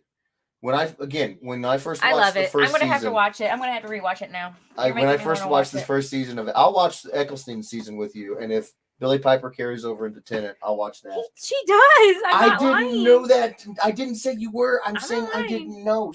She watches this stuff at work a lot, so I don't watch it with her. So. Well, now we really don't have a ton of time to watch it together anymore because I'm having to go to bed by 9, right? If not earlier. Right. Tina says I have a copy of several sonic screwdrivers, but my favorite is River Songs. I do love me some River Song. She's pretty awesome. Andre Lamos says if I was a doctor, my let me see. Well, where's he at? If I was a doctor, my screwdriver would have very little OJ in it. It's the drink screwdriver. I like it. Oh, okay. Yeah. I had to read it first, Andre. I didn't want to take any gold stars away from you. Right.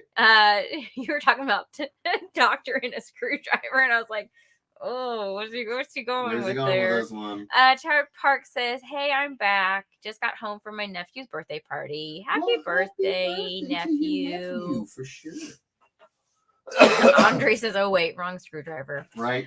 Joe Horton Alomar says, hello, all. Hi, Joe. Oh, my gosh, long Joe. Time, long no time, see. bro. How you doing? Where you been, bro? Yeah. What you doing? How you doing? Todd Irwin says, took a couple seasons to get used to Capaldi.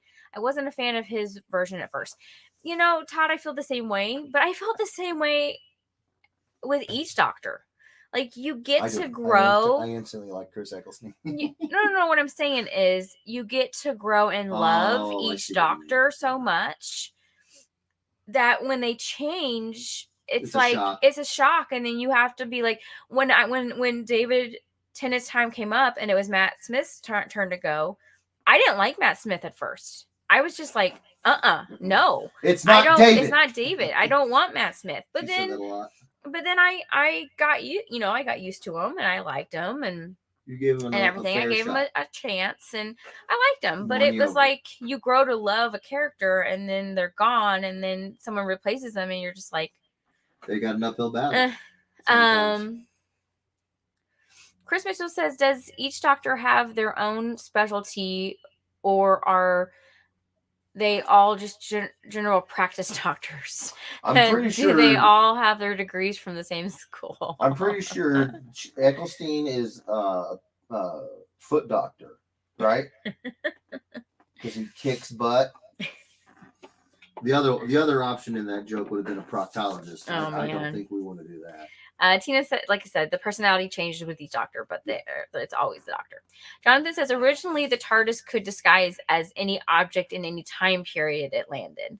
And they would also have like clothes that they could change into. Wasn't that the case, that they could like fit in with the time period? They could wear period. Yeah, period clothes. I believe that was the case too. Jonathan also says, but when the first Doctor and his granddaughter Susan landed in the 1960s, it got stuck as a police box when the chameleon circuit broke. Oh, I don't remember that. See, this is why. I watched Doctor Who from the very beginning with the first Doctor, but unfortunately at the time when I watched it, this has been like years and years ago. It was on Netflix for the longest time. Some of them. But Netflix only had some of them. When they had Chris Eccleston, they had all of the episodes from then on, but everything prior to Chris Eccleston, it was like bits and pieces of it wasn't every single episode of every season. What's that word? It was not a corrugated they do it at museums. I'm not for sure. Was where they pick and choose what they want to show. I'm not for sure. David Mansell says, hey, I'm here. I have to go back in the office, which sucks. You need to tell us about the David Tennant story. Only maybe Jonathan, our newest British buddy. Only if he wants to hear it.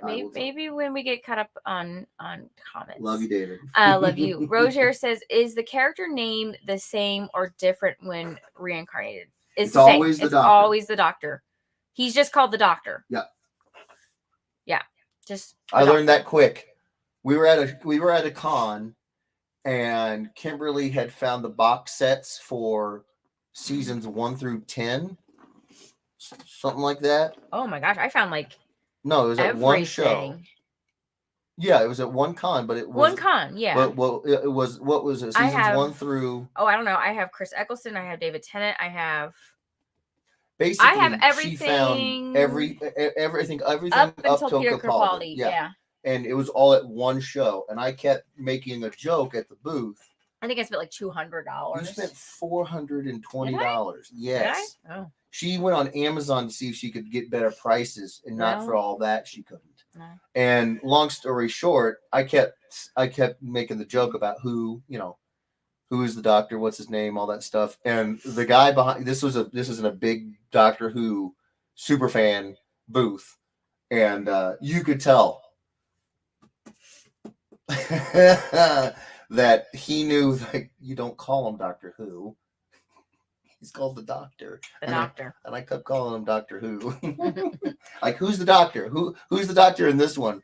Doctor Who? Who is it? And the guy was just like, somebody kick this guy in the face. This was almost 10 minutes ago, so I'm sure he's probably gone by now. But Andy said, bedtime for me. Killer Inks, Jeff. You're slaying it. You two take care. Much love. Love you too, buddy. Thank you so much for Andy, coming and hanging out. By. Yes. Hugs and kisses to your family as well. You too, mate. Todd Irwin Eccleston was also Destro in the G.I. Joe movie. He was also in Gone in 60 Seconds remake. He you know what? It's strange. He's played a lot of roles here in the last several roles on his bibliography where his face is covered up, which I think is a crying shame because he's got a very good grasp of his expressions.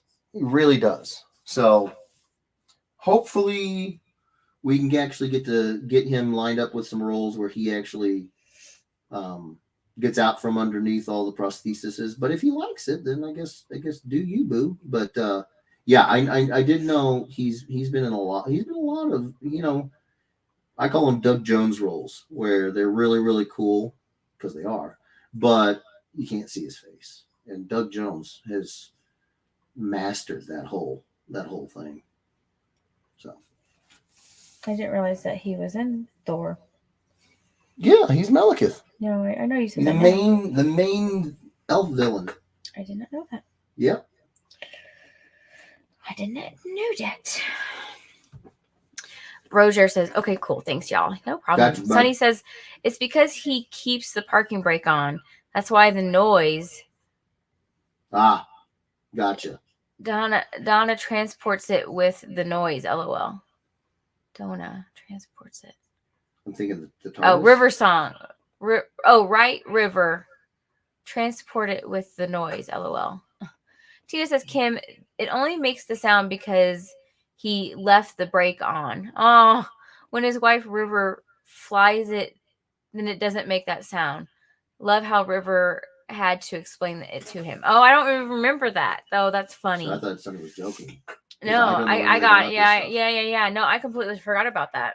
I was like, wait, is he talking about the TARDIS? Does the TARDIS have a parking brake? All of this? I don't know. I totally forgot that. Sam Hefner says Bad Wolf. Yes, Bad Wolf. What? It's in. Is it a band? No. Bad Wolves of London. It's in David Tennant. It's in his story. Come on, give me this. It's in his storyline. It would have been so funny if it was a Michael band. Solopek says, I've never watched it. LOL. I just keep voting because my bro is a huge fan. Oh, that's sweet, Michael. Keep voting. Doctor Who. Okay. Well, that's as good a reason as anybody. Chris Mitchell says, I never watched either because I was busy watching good shows. Oh, Mitchell. Man. Oh, is Jonathan... I know Andy's not, but if Jonathan is still in here, Jonathan, be warned, Mitchell is what they call a troll. Yeah. He will mess with you, and you will never know if he's serious. So makes me sad, Chris. Makes me sad. Jonathan says everyone has their favorite doctor. It's the same way with the James Bond film franchise. I would agree. Okay, James, favorite Bond, go. Everybody, favorite Bond, go. Oh, can I say mine? You're a part of everybody. Oh, Sean Connery. Sean Connery. Like, hands down. Is my favorite one. But I have to be honest, I've not seen a whole lot of Daniel Craig. I've not seen a whole lot of his movies. I don't even know if I've maybe seen one. I think you've seen the one that I showed you. That was it the Quantum? Oh, Casino Royale. Quantum of Solace. I don't think I showed you that one. No. So he could be amazing, which I've not heard bad things about him. Another good. But I'm almost cool.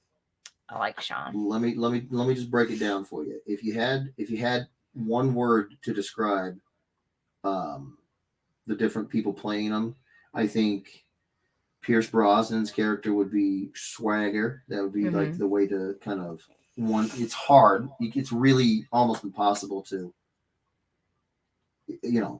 describe their performances in one word. But swagger, cockiness.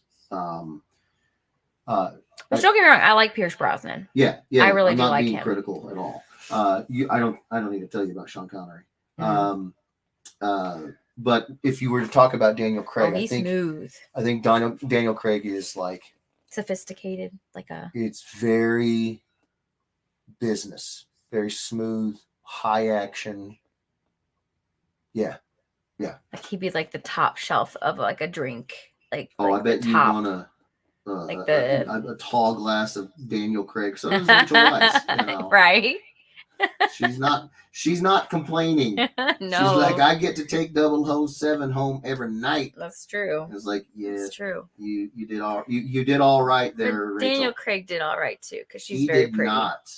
He did not suffer. No. Sonny Patel says Matt Smith is his favorite. I really do like Matt Smith.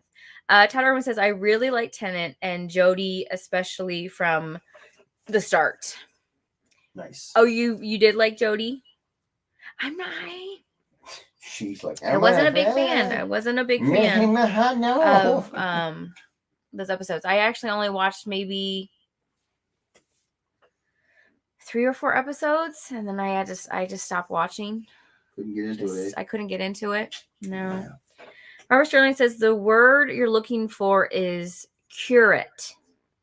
Curate. Thank you, Robert. Yes. Curate. Like a curator of a museum. A museum curator to curate an exhibit. Tina says only Riversong knows the doctor's real name. That is true. Jonathan says the invasion. Where'd it go? The invasion was the first second Doctor story I watched, which first introduced UNIT, United Nations Intelligence Task Force. Probably the most iconic scene from the invasion is when the Cybermen break out of the sewers and start marching on the streets of London. Wow. That's awesome. I'm so glad that you have that, growing up and remembering that. Right. Clifton says, hey, Kim, Jeff, and all Ed Weirdos. I'm watching and listening, but I probably won't chime in much until it's time to claim my mashup, as I'm currently chilling on an island in the Pacific. Where at in the Pacific? Cliff Jones. How long ago was that, baby? 5:50, like 3 minutes ago. Cliff!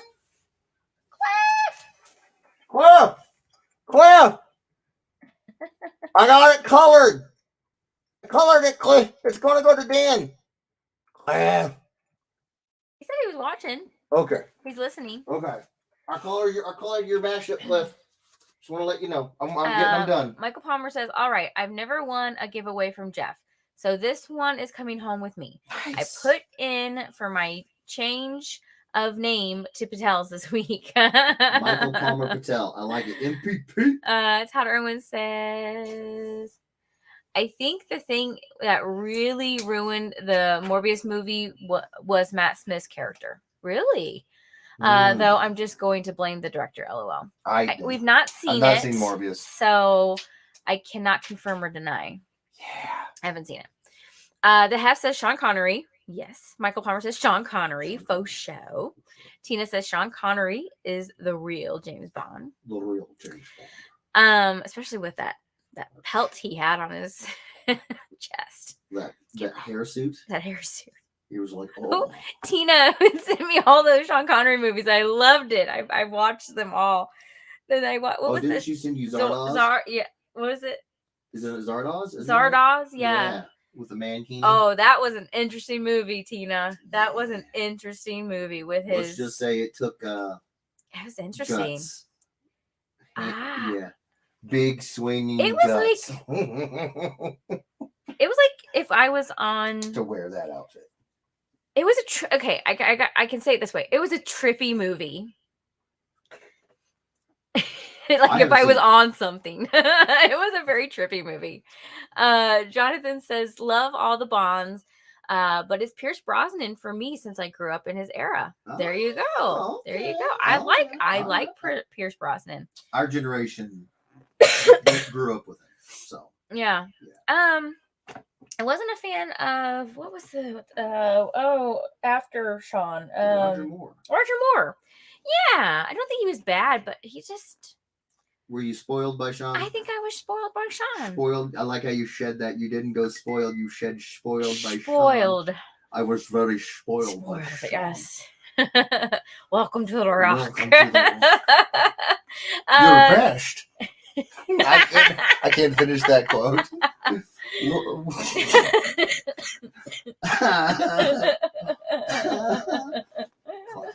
Classic Connery. Classic Connery. You're bashed. This is a kid-friendly stream. I gotta remember that. Todd Irwin says Connery and Daniel Craig are the two best Bonds. They both had that perfect spy feel. Yeah. Rob Moisel says Connery or Craig. Hard choice. It is. Yeah, I have not seen a whole lot of Craig, so you should check it out. They are interesting. They're very interesting. Who says that? What? Hold on, I gotta find who it was. Eli Salazar says favorite Bond is Mike Myers. Thank you, Eli. Does that make you funny, baby? Do I make you Randy? Do I? Christmas says favorite Bond is Mike Myers. Yeah, baby. Okay, I can't. Todd Irwin says Eli Salazar. Oh, behave. Oh, behave. Chris Mitchell says, get out of my head, Eli. You guys are like mind melded right now. Roger says Daniel Craig for me. Nice. Oh my gosh, that's so funny. And the thing that I think that Daniel Craig's movies have like just aces is the villains with Javier Bardem and Bardem. Yeah, Bardem. I know he played one. Because a good hero needs some really good villain or villains, and from what I understand, like I said, I haven't watched too many of the Craig ones myself. But I understand I'll try and watch them. Amazing job. Yeah. So. Well, in the new oh no, I'm thinking Mission Impossible. I found out that Henry Cavill was in one of the Mission Impossible movies. Was that 2 Mission Impossibles ago?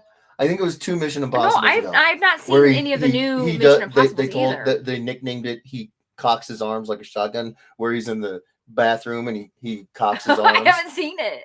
Well, okay, so how did you know he was in the movie then? Because I watched a lot of Graham Norton. And when they were on the couch, it was Tom Cruise, the female actor of that movie, I can't remember her name. So they were Henry Cavill and you gotta be kidding me. You gotta be kidding me. Shaun of the Dead. Yes, I know. Doesn't he play Scotty in the new ones? Yes. You've got to be kidding me. Simon Pegg. Yes, thank you. And Nick Frost, his chunky sidekick. He wasn't there. I don't care. He wasn't on Graham. He wasn't on the Graham Norton. And they're amazing. I don't think Nick was in Mission Impossible. No, I'm kidding. I'm kidding. But they are a team. I'm not kidding about that. Eli Salazar says, "What the heck is Doctor Who? Is that the show with the blue telephone booth with a guy and a wand?" Tried to watch it, but it was boring as heck. No, you're thinking of Harry Potter. You're thinking of Harry Potter. Also boring to tears. He does have a telephone booth looking thing. Yeah. No, telephone. Yeah, it's blue, but it's a police box. But I mean, yeah, it's a telephone look. And he doesn't have a wand. He has a screwdriver. Or a tickle stick. Oh, wow. I don't know.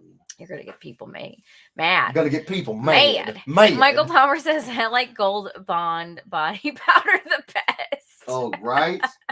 I love cigar. There's only 2 things I hate in this world. People who are intolerant of other people's cultures and the Dutch. Christopher Albert Escuin says, good afternoon. Sorry I'm late. You're never late. What did I miss? Oh, we've got people in the Ed Weirdos, like myself, who are not much of Whovians, Doctor Who fans. Not that I don't like it. I just haven't watched much. And we're breaking down the information about the show for Roger. We were doing that and then now we're just drawing. This is Morgan Ainsland and Black Cat. Morgan from Darkstalkers, the video game. Black Morgan or Morgan Cat. I think I like Morgan Cat. Morgan Cat. Yeah. Okay. Or just Bat Cat Lady. Yeah. Sounds like a crazy Bat Cat Lady. You do not want this one getting mad. Dehef says Matt Smith annoyed me so bad after watching Tenet for so long. However, Matt quickly grew to be my favorite. Yeah, it's like you grow to love a character so much, and then when that character is taken away, you're just like, ugh. You're like, I am not feeling this. No. There's no another. There is no one like. There's no one like. You know.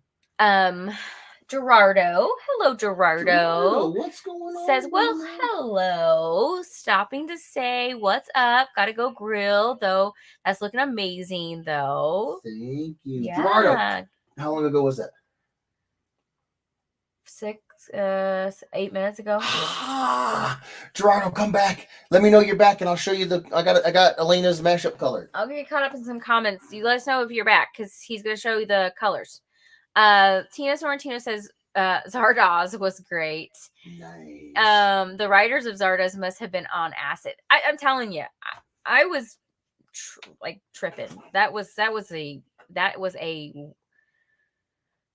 strange movie. It was a strange movie.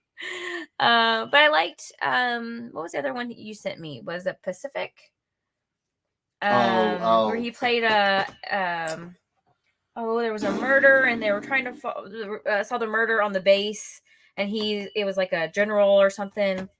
I really liked that one, and then I really liked the one with him and Wesley Snipes. That you sent me. I think Pacific or Pacific Heights was one, because it was set in San Francisco. One of them was with.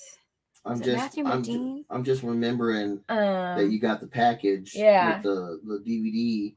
And then the one with him and Wesley Snipes, I can't remember the name of that movie. But they were really good. I really liked them a lot.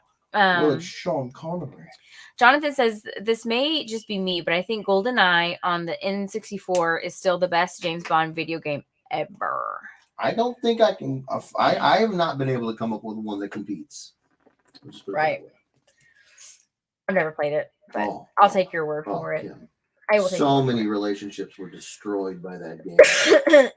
I bet. Chris Mitchell says, winnerish, go home and hug the prom. Don't finish that quote. Winners. Where's he at? Winners go home and hug the prom queen. You said don't finish that quote. I thought it was the whole quote. That's not the whole quote. Oh, that was from The Rock. Yeah. Jonathan says, speaking of Sean Connery, I once met his son, Jason. Ooh, he appeared in the 6th Doctor story, Vengeance on Varos. Really? That's cool. Very cool. David Mansell says, I'm sorry, Roger Moore is my Bond. Nice. Live and Let Die is my favorite Bond movie. No worries. No worries. Everyone. Never have to apologize. We're just talking. I like the song by Paul McCartney. Live and Let Die. I like that. David. Rob Moisel says worst Bond was George Lazenby. Who's that? Yeah. Is he the worst? Because I don't know. Who's that, Rob? Rob. Edumacatus. I've never claimed to be a big James Bond fan. Andre says, anyone ever seen Jane? Let me see. I don't know if he's saying a joke or if that's real. I think that's a joke. And if it isn't, then no. No, I've not seen it. No. Todd Armin says Graham Norton is the best. Oh my gosh. I watched the Graham Norton. I watched his shorts on YouTube a lot. And then when I have time, I watch the longer ones. But he is so freaking funny. Oh my God. Okay. Are you? His personality is just fantastic. He is the best talk show host ever. Man. He loves his job. You know. And he's been doing it for like 30 plus years. I mean, he's been doing it for ever. Like everybody else, he'd kind of get old. Like it'd get old with him. Like and he gets all these big names, and oh my gosh! I mean, I love Graham Norton. He's fantastic. Oh my gosh. Rob Moisel says Simon Pegg is great. Yes, he is. Great. She can't remember his freaking name. You're killing me, Smalls. Parents. Ryan Amber says Carla was the prom queen. How did you forget Simon Pegg? He plays Huey's father in The Boys. I've not seen The Boys. Yeah. We've not seen The Boys. I've not seen The Boys either. Simmons, not read the book. Simmons, I've not seen. We have not seen The Boys. So here's the thing with having had the boy, Kimberly and I's time spent together used to be very limited. It used to be more frequent, and now, like, for example, I used to be able to stay up till 10 or 11, then we could watch a movie together or something. But now, I get home closer to 6. We have to feed him, spend time with him, and then get him wound down, get him into bed by 8 to 8:30, and then I'm in bed by 9, and I'm having do stuff around the house or clean up or whatever I can do while he's asleep. Yeah. I don't know. We don't have time to watch anything. That means that and when we do have time, we're not lined up on our schedule together. Yeah. Because I'll be awake after they go to bed, but I'll be cleaning up bottles and I'll be doing, dad stuff. And if I have any time to watch something, I can't watch it with her because she's asleep. What was the last one where we watched them separately? Was it Stranger Things? Stranger Things. So we watched volume 4 of Stranger Things separately, which was fine because we also agreed. So like the only thing we've been watching together when we can is Obi-Wan. Right. Because when we are together as a family, if we want to put something on other than a Disney movie or Bluey or whatever for him, it can't be we would be terrible, okay with Obi-Wan. Bloody, but we don't want to have him watch Stranger Things at 8 months. Yeah. I mean, that's like nightmare. He can traumatize himself later. So we decided if we're gonna watch it, we watch it when he's asleep. The problem is when he's asleep, I'm asleep. Yeah. So I watched it. He watched it on his own, and I watched it on my own because the only time I get a chance to watch things is if I'm at work. I could just put it on in the background, right? And then I can listen to it and watch it, in the background, right? Well, that's how we did it, and then we just came together and we talked about it.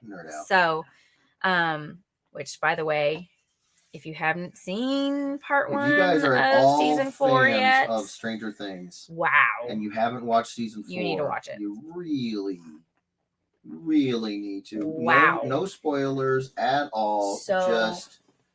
It's really good. Oh my gosh, really good. I have seen some complaints about it that there's a lot of violence. And given everything that's going on in the country right now, seeing kids and violent stuff happening to them, but they didn't know that was going on when they filmed all this stuff, and they're very good about be warned. You're going to see things. Yeah. They give you warnings and all that. So you're prepared, and after you're prepared, if you still watch it like we did. It was really good. Things have been harder to see lately just because we are parents now. But things that we didn't necessarily. It's not that we ignored it. It just didn't hit us like it does now. Yeah. And we were like, "Oh man, that's rough. That's rough." But it's supposed to be. Yeah. It's a horror show. Like you can't really be afraid of a monster kind of character if they're like Monsters Inc. monsters. Yeah. You're not afraid of Sully. You're not afraid of Michael Wazowski. You're very afraid of the monsters in Stranger Things. Okay, let me get caught up in the comments because I think Gerardo hop back on, but now it's been a couple minutes and he didn't see it. Eli Soldier says, Jeff, just say we are the anti-Doctor Who club. Oh. But he's not. But Jeff's not anti-Doctor Who. I'm not anti-Doctor Who. I actually am a big fan of Chris Eccleston's. He likes the Ninth Doctor a lot. Sure. That.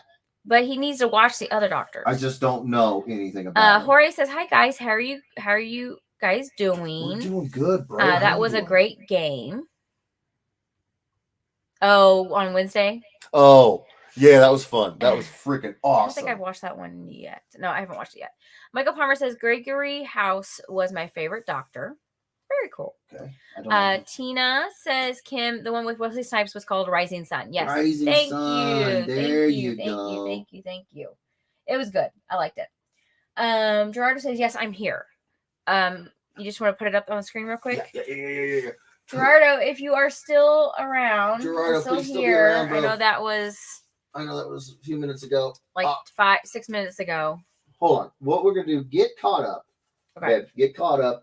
Gerardo, one more time. Let me know you're here, bro. Well, let me read comments real quick. And while she's reading comments, then I will show you. I got Elena's piece done.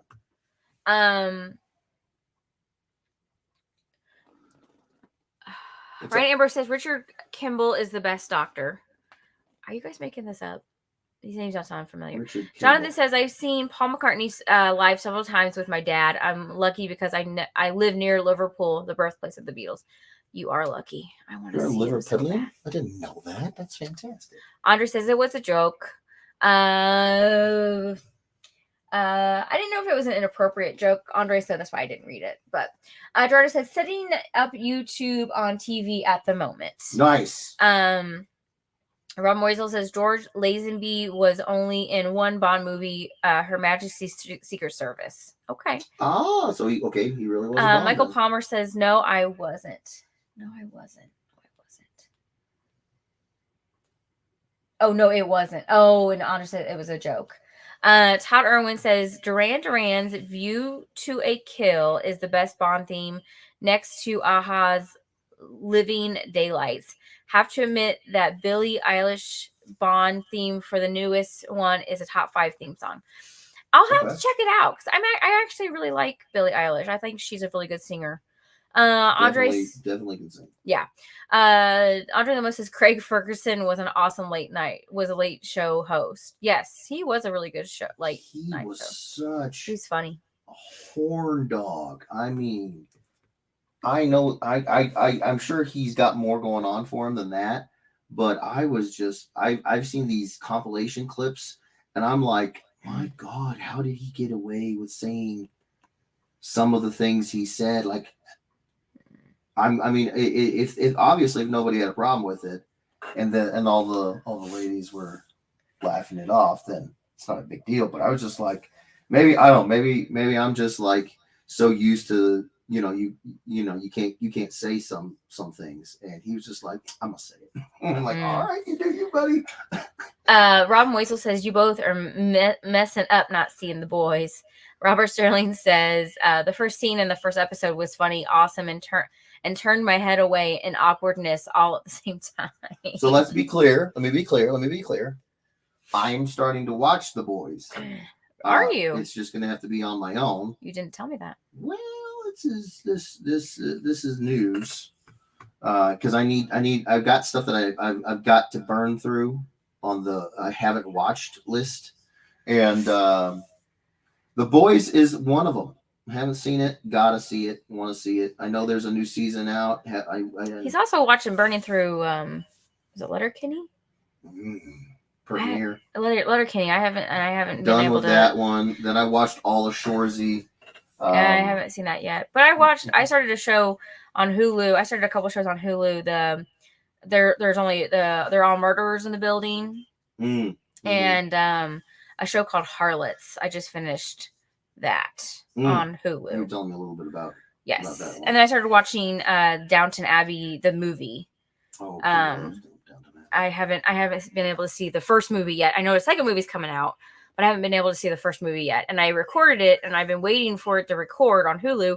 It finally recorded, and I didn't finish it all yesterday, so I'm afraid that I don't have it. I'm afraid I'm going to miss the last part of it, but we'll see. Andre says, just as good as The Boys is diabolical from the creator of The Boys. Great cartoon. Mm. Rob Moisel says, yeah, this season wasted no time in one-upping everything else they've done. Oh, wow. Okay. Jorge says, I know that struggle. My lady and I are behind on lots of shows because our schedules suck. Yeah. Right. It's tough, man. It's tough because I mean, we want to watch them together, but right. then it's like we can't, so it's just like, well, just go ahead and watch it. Get them in when you can. Jonathan says the horror show I remember watching as a kid were Goosebumps and Are You Afraid of the Dark? Yes. Goosebumps. Are You Afraid of the Dark? I read all the Tales books from too. the Crypt. I read R.L. all Stein. of R.L. Stein's Goosebumps. Oh man, that was our jam back in the day when we were. Was it elementary school, junior high? Both elementary and junior high. Yeah, man. And then when I got older, I realized that R.L. Stein had actually wrote adult, like older adult, scarier books, like young adult. Yeah, like young adult. Yeah, they were good. Andre says, I think the Stranger Things storyline when she becomes a street punk, whatever you want to call it, was a total waste. Well, I think that we were, kind of exploring that rebellious phase of a teenager. Right. Now, am I glad they got away from it? Yeah. Yes. But it's like anything, when you're that age, what you're into, you're probably not going to be into forever. So I understood what they were trying to do. It was, yeah. But let's be clear, if that's all the that you get out of this story, which pretty much is the only, I mean, I can't think of anything that I don't like. Yeah. If that's as far as my meh feelings go, you're doing good. You're doing good. Eli says it's all about Doctor Strange. Haven't seen it yet. Yeah, I haven't seen the new one yet. Seen the new one. Really. Robert Sterling says that was supposed to be a backdoor pilot to a potential spinoff. It was terrible. What was? The Stranger Things when she became a punk, like a street punk. He thinks it was supposed to be a backdoor pilot to a potential spinoff, and it was terrible. Huh. Missa Galacia, I'm on YouTube, so yes, Gerardo is here. Oh, okay. Nice. You want to show it? Yes. Okay. There you go. Elena. Elena, he got your Bam! Color. Bam! You can hear him twirling that thing. Yeah. Boom. That is going with me to North Carolina, going to be hand delivered to Dan. I'm going to have that same evil grin when I do it. Mm-hmm. There you go. Boom. Jorge says, I was talking about the GoldenEye game. I was sleeping that past Wednesday and missed everything of everything. Oh, okay. He was talking about the GoldenEye game, not the Wednesday game night. The Hef says so many hours were spent playing GoldenEye 64. Oh my gosh. So much frustration. Scott Newton Jr. says Shorzy was awesome. Shorzy was good. I have to watch it. Never lose again. Roger says, hey, Jeff. What's up, bro? Who's on that cover you're referring to with Gerardo? Because unless we're both absent in our memory, then the owner changed, so might want to pause on showing it. Son of a mother. Thanks, Roger. That's Jake Sutliff's. Elena, you gave that to Jake Sutliff. I just saw the note.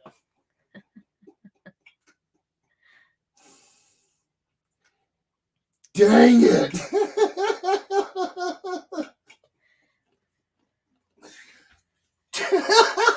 See, you guys. The dad brain. Dang it.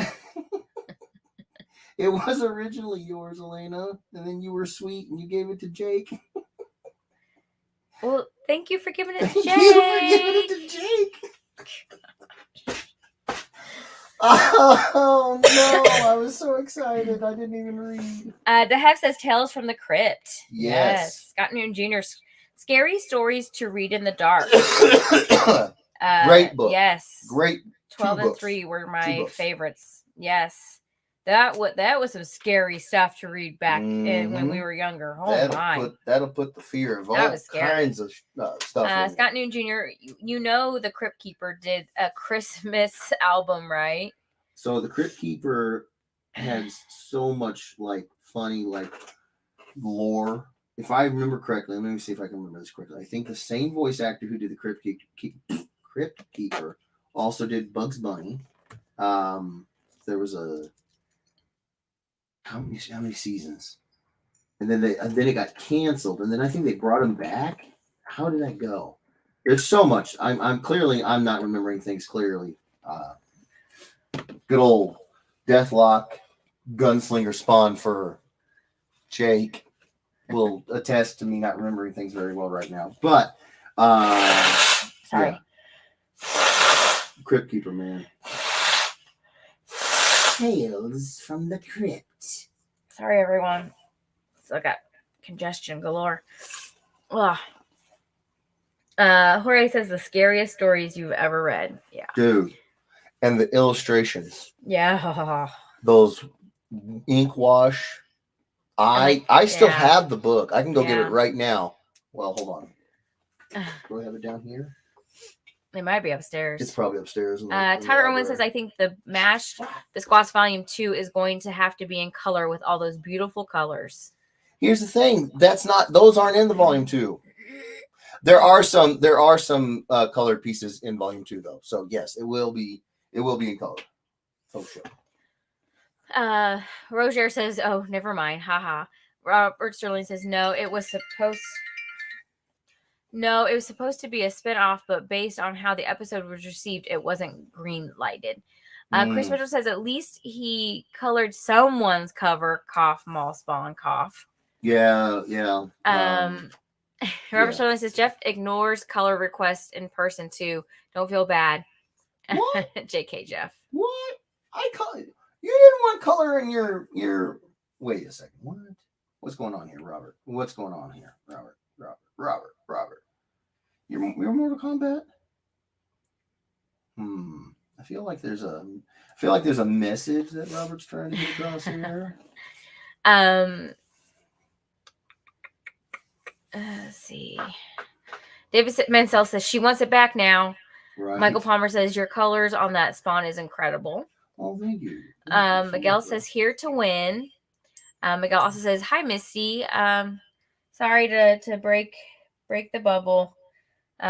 Misty's not here tonight. It's me, Miguel. Yeah. I know you don't like me, so sorry. Yeah. Miss Galacia says, yeah, I was wondering the same thing. Jonathan says, back in the 1970s when my folks were just kids, there wasn't a whole lot of channels on TV. Mm-hmm. My dad loved many shows of that time, like Starsky and Hutch and the Dukes of Hazzard. Yeah. No, I mean, you didn't have a lot. Well, okay, take it back. You had some, but compared to today, you really didn't have very much in the way of like a lot of TV shows. Yep, Starsky and Hutch, still very, very, very well known. Michael Palmer says, do you still have any Mad Max blanks, Jeff? I didn't think you had any. I don't think so. I would have to look. It depends on if it's in my private stash or not. That's probably the best chance. I don't know. I'd have to look. Miguel says Mickey Palms is kissing butt. Huh? Miss Galacia says, I mean, I have dead brain too, so was curious. Yeah, right. Scott Newton Jr., you gotta Google the Crypt Keeper, have yourself a scary little Christmas. You will not be disappointed. Okay. Ryan Ambrose, it's Kim, and you showed up for nothing. Miguel says, please use a tissue. I did.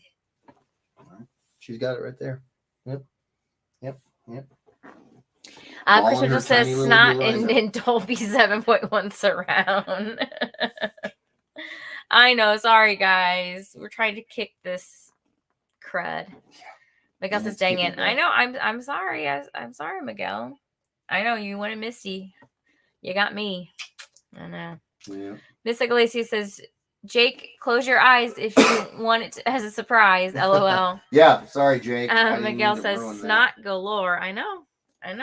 It really is. I can't get this congestion out. These bugs. Robert Sterling says, I'm kidding with you. The blood popped without the rest of the color anyways. LOL. Roger says, seems to be some confusion here. LOL. Yeah. Miguel says, at least Misty don't have snot. That's probably true. David Mansell says, I would love to win this, but we know how that goes with this wheel of losing. Oh, you never know, David. Come on now. Jonathan says, because my dad grew up not having a lot, he didn't start going to the cinema until he was a teenager. One of the first was James Cameron's Aliens in 1986. Hey, now that is not a bad first movie. That's not a bad first movie.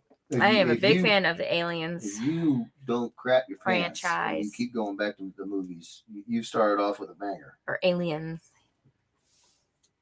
What now? Well, he said Aliens. He saw Aliens. Isn't I said the Aliens franchise? I guess. I was making sure I said it right. Alien was the first one. Yeah, and Aliens was the second one. Right. If you're talking about the franchise, I think you could say Alien or Aliens. I don't think it's going to be. All right. I didn't want to say it wrong. Robert Smith says, I'm hoping Kim doesn't use a dirty snot rag like Jeff recycling the boogies. No, my good sir. She likes having her nose completely tore up. I use Kleenexes and throw them away. Yes. And then I sanitize my hand after every time I blow my nose, because with our child, I don't want to just pass it all, keep on passing it back and forth. So, no, I do not. Everything about what she just said is exactly what I do without having blowing my nose in a Kleenex.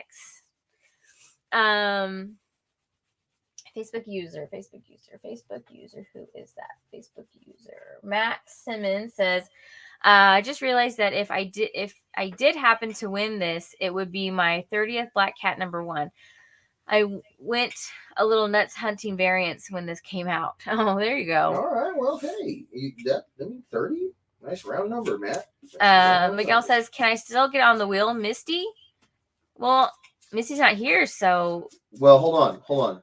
He asked Misty, so we'll just wait. We'll wait to get you an answer. We'll wait for Misty to respond. Yeah. If you can get put on the wheel or not. Yeah, we'll let Misty answer that one. Chris Mitchell says Miguel wanted Misty and got mucuses. It's true. None of this is incorrect. That Falcon and the Winter Soldier meme where Falcon is looking at Baron Zemo and he says he's out of line, but he's not wrong. Right. That's exactly the same thing. He's out of line. Rick Lawrence says, hey, Hef. DeHef says, hey, Rick. And Miguel says, hey, Hef. What up? Hello.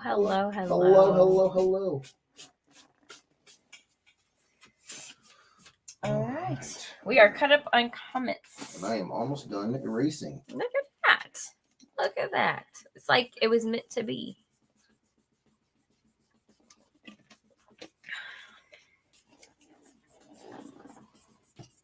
So is there any other good shows out that we should be watching? Oh, now you've done it. I know The Boys. The floodgates are open. But so out of each streaming service, so we have Hulu. Netflix, Disney Plus, Paramount, Prime. Yeah, Amazon Prime. Oh, Amazon Prime. So we have Netflix, Amazon Prime, Hulu, Disney Plus, Paramount. And then of course Tubi, Crackle. Yeah. What else do we have? Let me make sure I'm not forgetting something. So out of each one, so Disney, it comes with HBO Max. We have HBO Max. Yeah. What out of each streaming service is like the top that you guys would watch? Okay, looks amazing, Jeff. Oh, thank you. Arcane. Oh, Arcane. Yeah. What's that on? Netflix. I think that's the one that Maddie really liked. Madison? You and her talked about Arcane? Oh, you did. Last time she was here. Okay, I quit. I got you. Miguel says, keep it up with the Kardashians. Really? Who said that? Miguel, get out of here with that. Jonathan says, my late granddad loved his music, saw many bands in his life, like the time he saw Iron Maiden in the Liverpool Empire Theater in 1982. Ooh, very cool. Maiden live. Yeah. Tyler says the Orville on Hulu. I've heard really good things about Orville. Yeah. He, like Simon Pegg, is a real big sci-fi nerd. Yeah. And so, like Simon Pegg, he didn't create the show, but he got into the show. And Seth was like, I'll just make my own show. Murder in the Building. Yes. I really liked it. I can't wait for the new season. Andre comes out later this month, like June 20 something.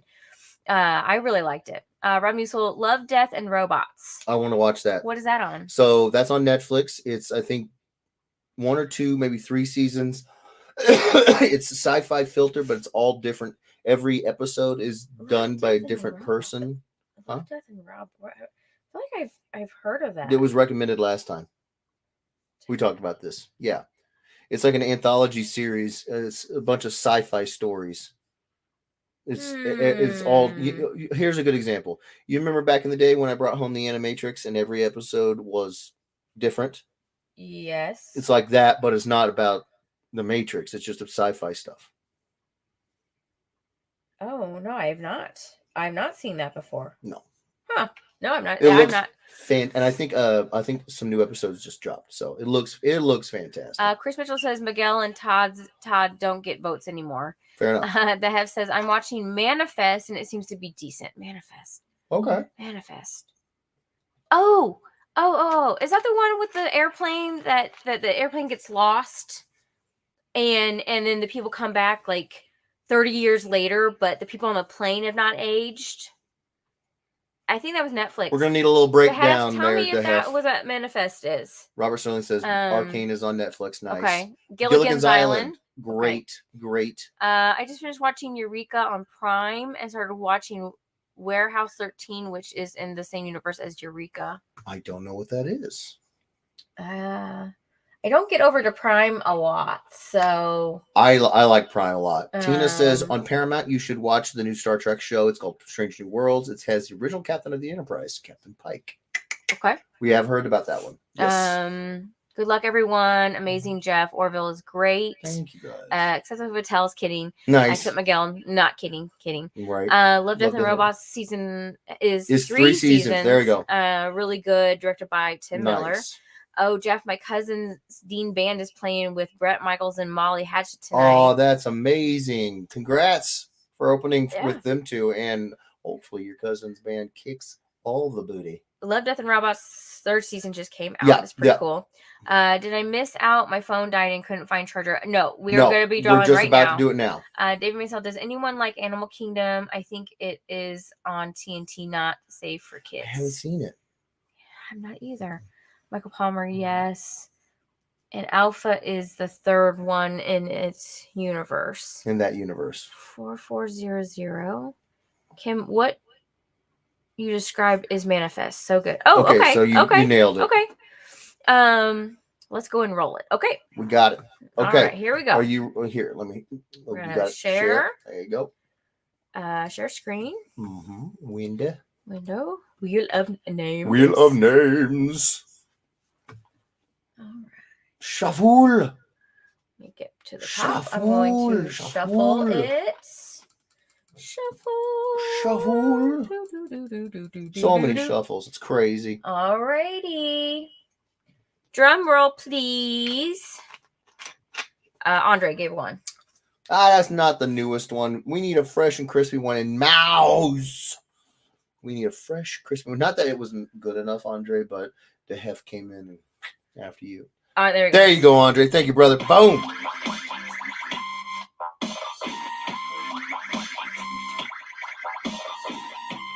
Too bad they can't see your They can see my goofy hands. What the actual that evil laugh. That evil laugh was meant for that. Well, he has to claim it.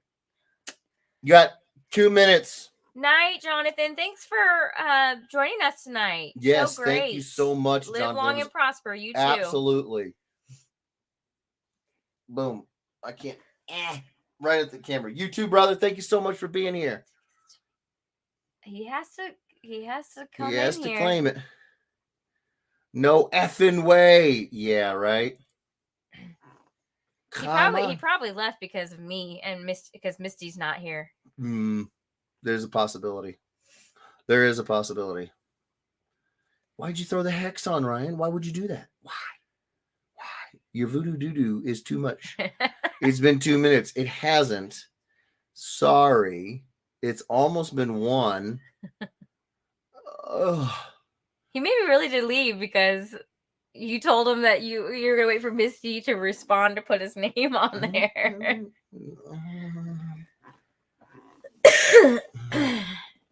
I'm not getting him. Why are you reaching out to him, Ryan? Don't. Hold on. No, he said, Ryan says earlier, it's because I threw the hex on. And then he's like, let me reach out to him. Ryan, you're sending mixed signals here, bro. You're sending me mixed signals here. Oh, my Japanese music playing. Dun, dun, dun, you have like dun, a minute left. Dun, dun, dun, dun, dun. Dun, dun, dun, dun, dun, I really did put your name on the wheel. This is proof that I put your name on the wheel. Dun, dun. Tina's like, no texting to Miguel. Dun, dun, dun, dun, dun, dun, dun, dun, dun, dun, dun, dun. Da da da da dun dun dun dun dun dun dun dun dun dun dun dun dun bow bow. 5, 4, 3, 2, 1. Bigsy Migs. Unfortunately, we have to roll it again. So I really did put his name on there. I'm going to need a fresh. I'm going to reshuffle. He's having his sombrero dry clean. Oh, Jesus. I'm going to need another drum roll. Right there. Andre did it. Thank you, Chris Mitchell. Felicia. That one got me. Watch her win again. Ooh. Wait a second. Yeah. Has Alex won one yet? Or is this his first? It might be his first. Alex Gonzalez, you won. You got 2 minutes, bro. Hopefully he's still watching. He only makes a comment at the very beginning. I know. I don't ever see him and that's why I don't know. That's why I can't remember if he's gotten one yet. Of course, Todd would know. Todd, do you know? Oh, man. Now someone can tag Miguel. Right. Hey, Alex is here. Is this your first win, Alex? I don't know if Alex has ever won. I don't remember Alex winning. What's going on, Grant? Jeff El Jefe. Hola. What's going on, brother man? Oh, congratulations, Alex. You have won this mashup of Morgan Ainsland. Oh, you know what? Let me do this. Let me get this situated just so. Boom. Morgan Ainsland and Black Cat. Boom. There you go, congratulations, Alex. Yes, congratulations, Alex. Let me know in the chat if this is your first win. I feel like it is. Oh, you won the Cap Darkness. The Cap Darkness. That was ages ago, bro. Yeah. That was ages ago. Well, I am so glad that you got it. Okay, well, Alex, since it's been a while, I know you've been here a long time. Let us refresh your memory. Yes. I need a DM from you ASAP and I need your name, your email. I need your address. I need to know if you want this colored This book will take colors beautifully. If you want me to color it, it's 60. 60. If you want Steve to color it, it's 50. I need to know if you want it graded. You don't have to do any of those things. Grade, color, me, Steve. You don't have to do any of them. But if you want to, you got to let me know. If you get me something, if you get it straight from me, which means I just send it to you or I color it and then send it to you, I will have to charge you at least $12 for shipping, which I hate to say it, folks, with everything going on, that'll probably go up here pretty soon because we all know that the post office uses gasoline to get your stuff to you. So I'm getting notifications all the time that things are starting to go up. So, but I don't know how much until I start sending out more stuff, So, but for now it's $12. If you want me to send it to you, if you get it graded, I send it to Dan. I don't charge you any shipping. If you get it colored by Steve, I send it to Steve. I don't charge you any any shipping. If you want it as is or me to color it to you and send it to you, then I charge you at least $12. So there you go. Let me know, bro. Oh man. Whew. I remember the days where we couldn't get people at the end to be here. And I was like, oh, this is going to be one of those days. So I know we typically wrap up about 7:30 so we can get up there and let your mom and all this stuff. Mm-hmm. You want to play one game of MTP? Oh my gosh. Are you serious? Yeah. What do the folks want to do? Do they want to watch us play one game? Because I don't know if you remember, but typically, the usual since we didn't reach 60, we won't be doing another piece tonight. But what do we usually do? But so Jeff can work on the Ahsoka. Yes. For JJ's college fund. Yes. Or we can play a game of Murder Trivia Party, and everyone can who wants to get involved can get involved. Because on Wednesday nights I don't ever get to play. It's true. So what would people? What do you guys do with the last? Want us to do with the last 40 minutes or so? You guys determine our programming on these shows. We can play a game. We can have Jeff do the Ahsoka. Yes. Yes. He doesn't have any other remarks drawn up or anything like that. So nothing to auction or anything like that. That's about the two options. Unless you guys come up with something else. Right. We can all mass message Miguel. Don't do that. That's rude. Get it colored and graded and sent to my house. Nice. Let me know if you want to get rid of it, Alex. Nice. Security number, LOL kidding. Oh, no. The tells are bots from Twitter. Oh, no, they're real. Will be worth it. CGC for life. CGC for life. The wheel hates me. It freaking hates me. I tried too hard and she tore my feelings. Andre, we love you, buddy. Same. I'm down for whatever. Okay. Evening, Jeff and everyone. Hi, Michael. Stanford. Color my moss pond. Mitchell. I think we should all text Miguel. Oh wow, that was a joke, Tina. That was a joke. No, don't do that. Don't do that. Don't do that. I'm feeling like I'm gonna be doing some inking on the old Ahsoka there, babe.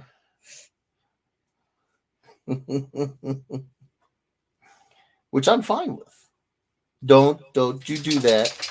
Don't you do that. Don't do that. Don't do that. Don't do that. Don't. You're supposed to not try. Listen, you can't be all like that. Of course, they're going to be like, well, let's play. You're over here crying, literally. No, I'm not literally crying. Well, figuratively, but literally.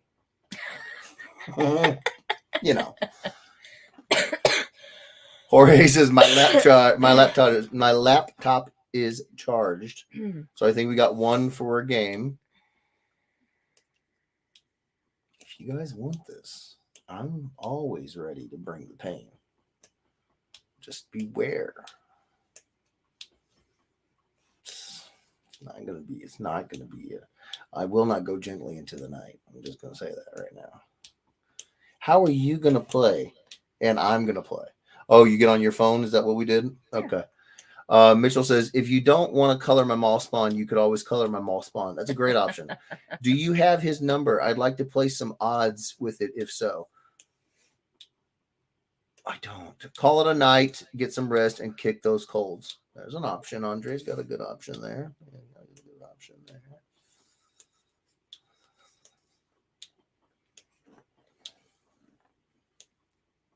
What do you think, babe? Don't ask me. You know what I think. But nobody said they wanted to do it. You would literally just be. But they might come in. They might trickle in, and they just don't want to say so. Pretty sure. Have a good one, Tina. Have a good one, Tina. I'm still waiting on the Orange Lantern Starscream crossover. What? What you talking about, Michael? What Orange Lantern Starscream crossover? What? Starscream. Orange Lantern Starscream. I'm not remembering that one. I'm going to need a little bit of help there, Michael. My dad brain is kicking in hard. Everyone should T-name so he gets tagged. So he gets Miguel's name. Your mashup ideas. Maybe that was one of the mashup ideas. Starscream and Orange Lantern was an idea? Yeah. Makes sense. It does make sense. I like it. I guess just go ahead and ink. We can call it a night. We'll do a little bit of ink in here. We'll keep this going.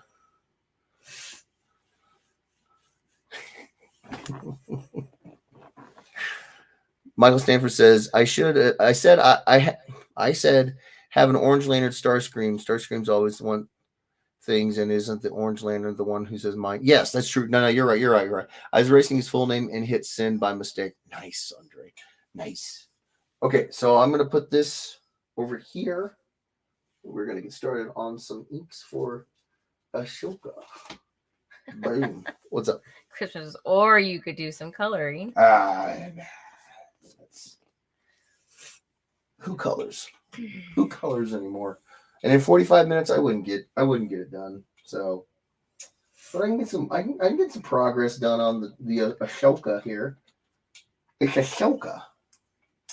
So I'm feeling like this one.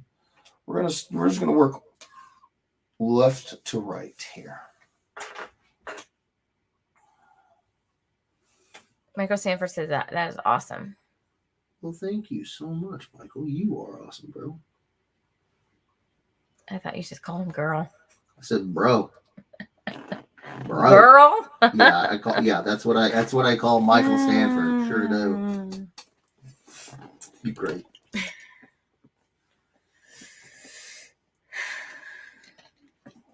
You got real quiet, Kim.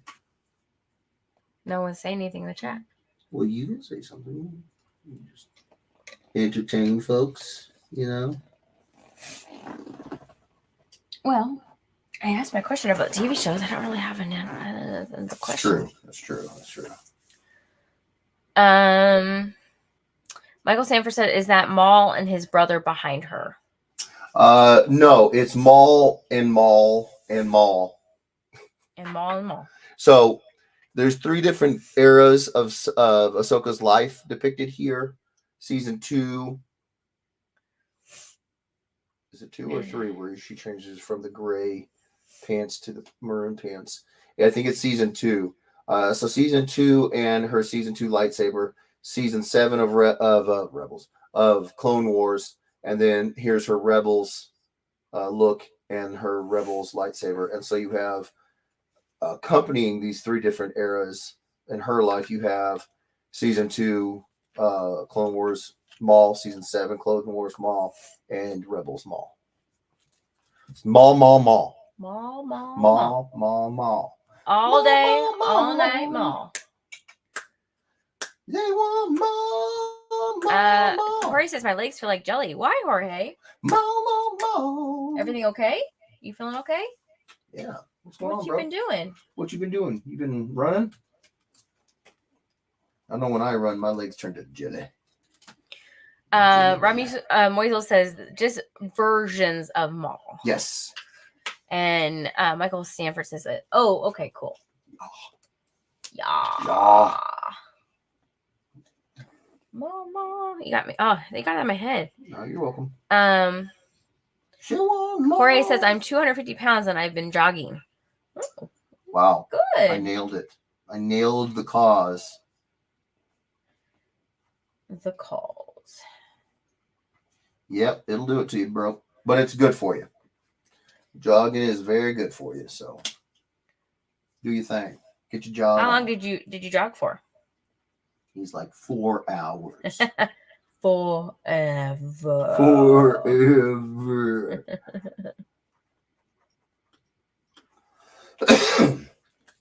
She want more. No, that's in my head. Excuse me. I done did it to myself. Well, stop it. I can't help myself.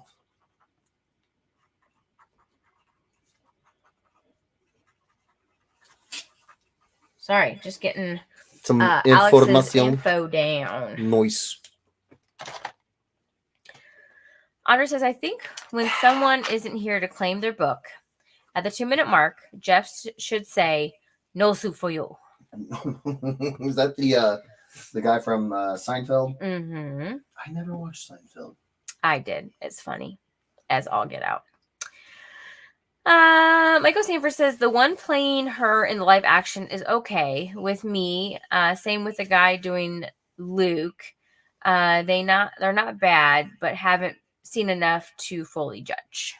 Yeah, the sample size is small, but I'm okay with Rosario Dawson. I really am. She seems to get the character pretty well. I mean, as an older version of her, you know, because we saw her so young. I mean, and the decisions that you would make as a kid, you know, you're not going to make as an adult. And I'm okay with it. I'm okay with it. I'm not hating. I do think more is better. I need to see more. Excuse me. He jogged for 23 minutes. Good for you. He says, I've been making it to 1.5 miles for a couple weeks now. Nice. Great job. Good job, bud. I'm supposed to be training for a 5K. Yeah, that hasn't been going very well. Well, it's tough too when you keep getting sick. Yeah, I mean, I don't want to run or jog or anything like that when I can't breathe. So, and you're not supposed to. Yeah. Sickness, you know, when you're sick, your immune system's getting kicked in the face, and when you train, you kick your immune system in the face. Yeah. So you know, I'm hoping really should that rest. I can just get better, and then we can get a space of time where the boy doesn't bring home something gross from school. I almost said school. From daycare. That would be like the bee's knees. Yeah. I agree. Michael Sanford says, for record, I've been watching Knight Rider and Airwolf and Voltron on Netflix. Nice. Seen Voltron, unless they have new stuff that I'm not aware of. No, they don't. Never seen Knight Rider, and I don't know anything about Airwolf. You never seen Knight Rider? Mm-mm. We're talking about like the original Knight Rider, right? They haven't like done like a remake or anything like that. What? I know what it is, but no, I've never seen it. No. Michael said he's never watched Seinfeld either. It's good. I like it. Isn't the one playing her a WWE star, or is that another character who the WWE star plays? No, live action Ahsoka is played by Rosario Dawson. I think if Rosario Dawson was ever asked to get into a wrestling ring, she'd probably burst into tears. She's not a very muscly lady. Yeah, she's just an actress. She's just an actress. She's very good. She's been in yeah. the Frank Miller movie. Sin City. Sin City. Yeah, she was in Sin City. Yeah. She was also in Marvel's. What was it? Daredevil. There you go. Michael Stanford said, "Enjoy running. I can't anymore. Can barely walk fast." Yeah. They do a new series of Knight Rider where the main guy is Michael Knight's son. Okay. Well, see, I didn't even know that. I didn't. Nope. Didn't even know that. I was thinking of the OG. The Night Nurse. I'm trying to think of who the wrestler is. I know. Wasn't there a lady wrestler in one of the Mandalorian characters who played one of the Mandalorian characters? Sasha Banks, I think it is her name. I'm so out of wrestling right now. Oh, I have no idea. I think Sasha Banks is a wrestler, and I think she was in. She played a character in The Mandalorian. Huh. Which again, if I were still into wrestling as much as I used to be, probably pick her out of a crowd, but. So she would have been a new wrestler. Well, newer. You know how long it's been since I've been able to watch wrestling. Yeah, it's been a while. A hot minute. 15 years. Every bit. Yeah. Michael Sanford says, didn't do good. I think it lasted only like 2 seasons. Had Val Kilmer doing Kit's voice, I think. Really? Val Kilmer before his... Well, yes. Huh. But his Kit's voice? Really? What was it? Cancer? Did Val Kilmer have cancer? Like throat cancer or something like that, yeah. Hi, you. Why don't you go lay down? We're not done. Maybe he's like, I'm so involved. Maybe it's like, I'm done. I am done, but I am involved. Hello. Yes, Chris Mitchell says Sasha Banks was in Mando. Okay, so there we go. There is a new season of Peaky Blinders, Andre. Did you know that, babe? Of course. Peaky Blinders is one of my favorite shows. I think it actually comes out pretty soon. I'm going to say the official release, as far as I'm concerned, is not soon enough. Let's see. It comes out. That will have to be. See, we have this thing where since we have to watch our shows separately, it's kind of tough. We have to kind of pick shows that we don't really love because we both love them, and we'd never be able to see it because we'd have to see it together. I'm not waiting on that. It's already out. Excuse me, when? I just heard there was a new one coming. I didn't know when. When?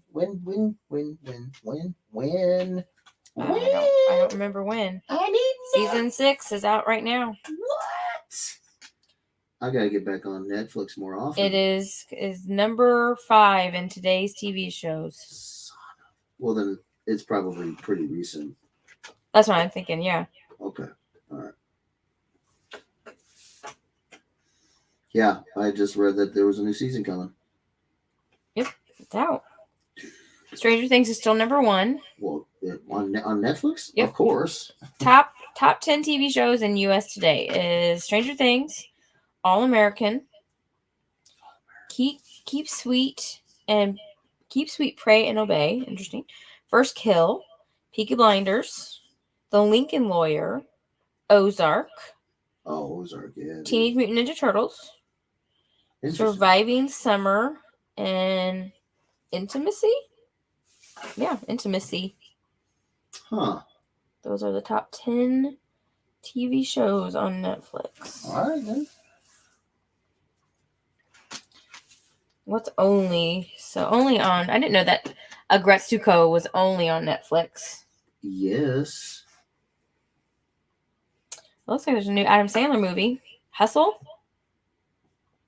Never been a big Adam Sandler fan. I like Adam Sandler.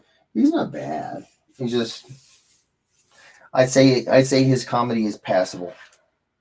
It might get a chuckle out of me. Might. Him and David Spade and a lot of the SNL crew, except for Farley. Farley had me freaking rolling.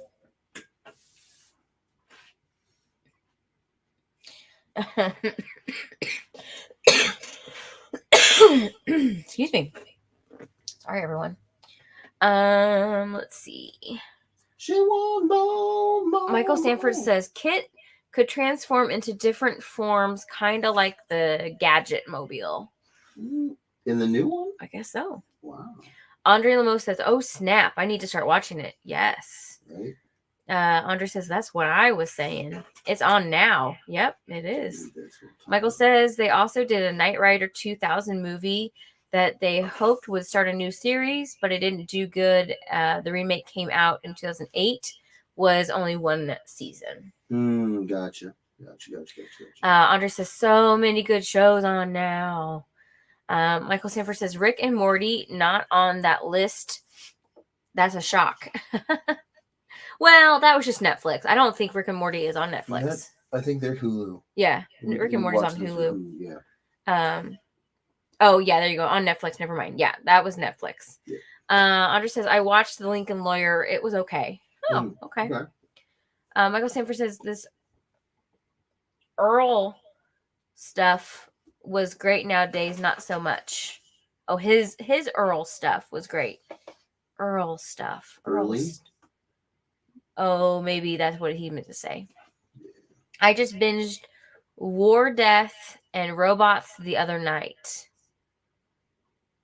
Oh, you mean Love, Death, and Robots? Probably. That's what they were just talking about prior, wasn't it? Yeah. Love, Death, and Robots? Love, Death, Robots, yeah. Is that what you meant, Michael? Other people in the chat was just talking about it. Yeah. Really good. Really good chats. Early stuff I meant for Adam Sandler. Ah, ha, ha, ha. Yeah, it's not that I don't like it. It's just it's never really gotten me just straight belly laugh chuckling. Well, recently I've really liked him and Jennifer Aniston together. They've been in like 2 or 3 movies together, and they're all just great movies. Like Murder Mystery, I think, was one of them. What was it? Let's see. So I saw something funny about her today. Hold on. Just go with it. Murder Mystery. Are the 2 that they have on Netflix right now. That I thought were really good. So go ahead. So I never watched Friends. You loved Friends. I was never one of those folks that watched it. Yes. Night, Sonny. Huh? And Sonny said goodnight. Night, Sonny. And but you know, that's okay. I can still find things to enjoy about it. Case in point, I saw this funny clip today, very recently. Basically, there's a scene in the show, and in one of the episodes, she kept yelling at a guy named Ross. So I'm guessing that there's a guy named Ross. Ross Geller. Sure. Is he a dark-haired fellow that wore an orange shirt?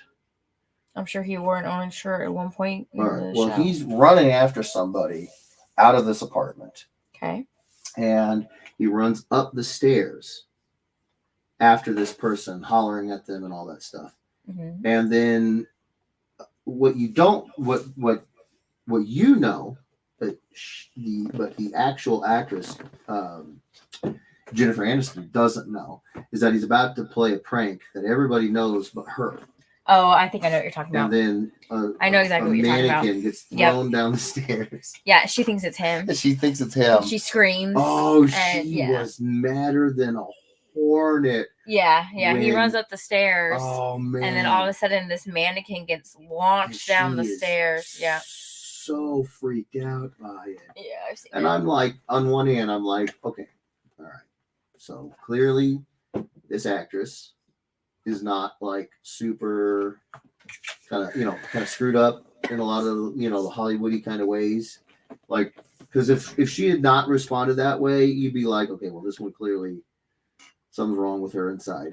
The fact that she did just means that she's still a functioning human being. She's not a sociopath, right? Which is good, very, very good. It also makes for a really, really funny moment, and I gotta say, I've heard she's a very sweet lady, which means she's probably gullible. And I would say that looked to me like somebody knew they could get one over on her, and they did. And oh man, that was funny. Oh, I saw that, and I was like, and then I saw her turn and look at the actor in the Ross again. Ross, and David Schwimmer is the name of the actor. So yeah, okay. So David. I feel like David doesn't know how close he got to dying that day. Because she gave him a look that I know, and I've never even met Jennifer Aniston, but it's so universal. Like, you screwed up.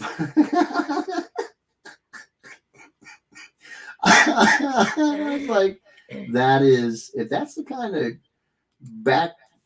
backdoor chicanery that's going on set, that had to have been a fun place. Well, not to her, not on that day, but to everyone else. She was so mad. Yeah. Oh, that was good. It was good. It was good. Crispy Simmons says, "What's up, brother? Checking in a little late this evening. Did I miss any forced bathroom breaks?" Not forced, but voluntary. No, you're good, bro. Thank you for being here. Love your face. No, we've been just having a good time. I got everybody caught up on what I've been working on this week. My attempts to get as many of the Mash-terpiece colors that were requested, getting them done. As many of them as I can before I'm supposed to go to Charlotte for Heroes Con and see Dan and hand those off to Dan. So I showed those to everybody, and then we did a mashup. Everybody picked. Well, take that back. It was a pretty even, pick on which one. I had a Doctor Who and I had a Black Cat book ready to go, and it was pretty well split down the middle. So we flipped for it, and it turned out it was the Black Cat piece, and we did this Black Cat mashed up with Morgan Ainsland from the video game series Darkstalkers. So, boom, bam. And now, in the tradition, if we don't reach 60 folks, then I find something else to do that is fun. And we've been doing this where I work on this super big Ahsoka Tano piece depicting 3 different eras from her life, as well as the accompanying 3 different versions from the 3 different those coinciding 3 different eras in Ahsoka's life. It's 3 different versions of Darth Maul from those same time periods. So we're on that again. Crispy Simmons says, "Sorry, Kim. I promised him I'd bring it up the first episode. I caught that you were back for. LOL. That's an awesome cover, brother. Looks great. No worries, Crispy Simmons. No worries. No worries. Bringing up the forced bathroom break." Oh, well, yeah. I mean, you got yeah. Sorry, I got all distracted there.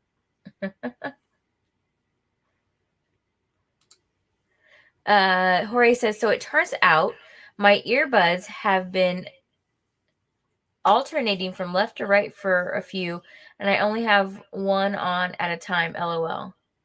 What? Well, I guess that's the eco mode.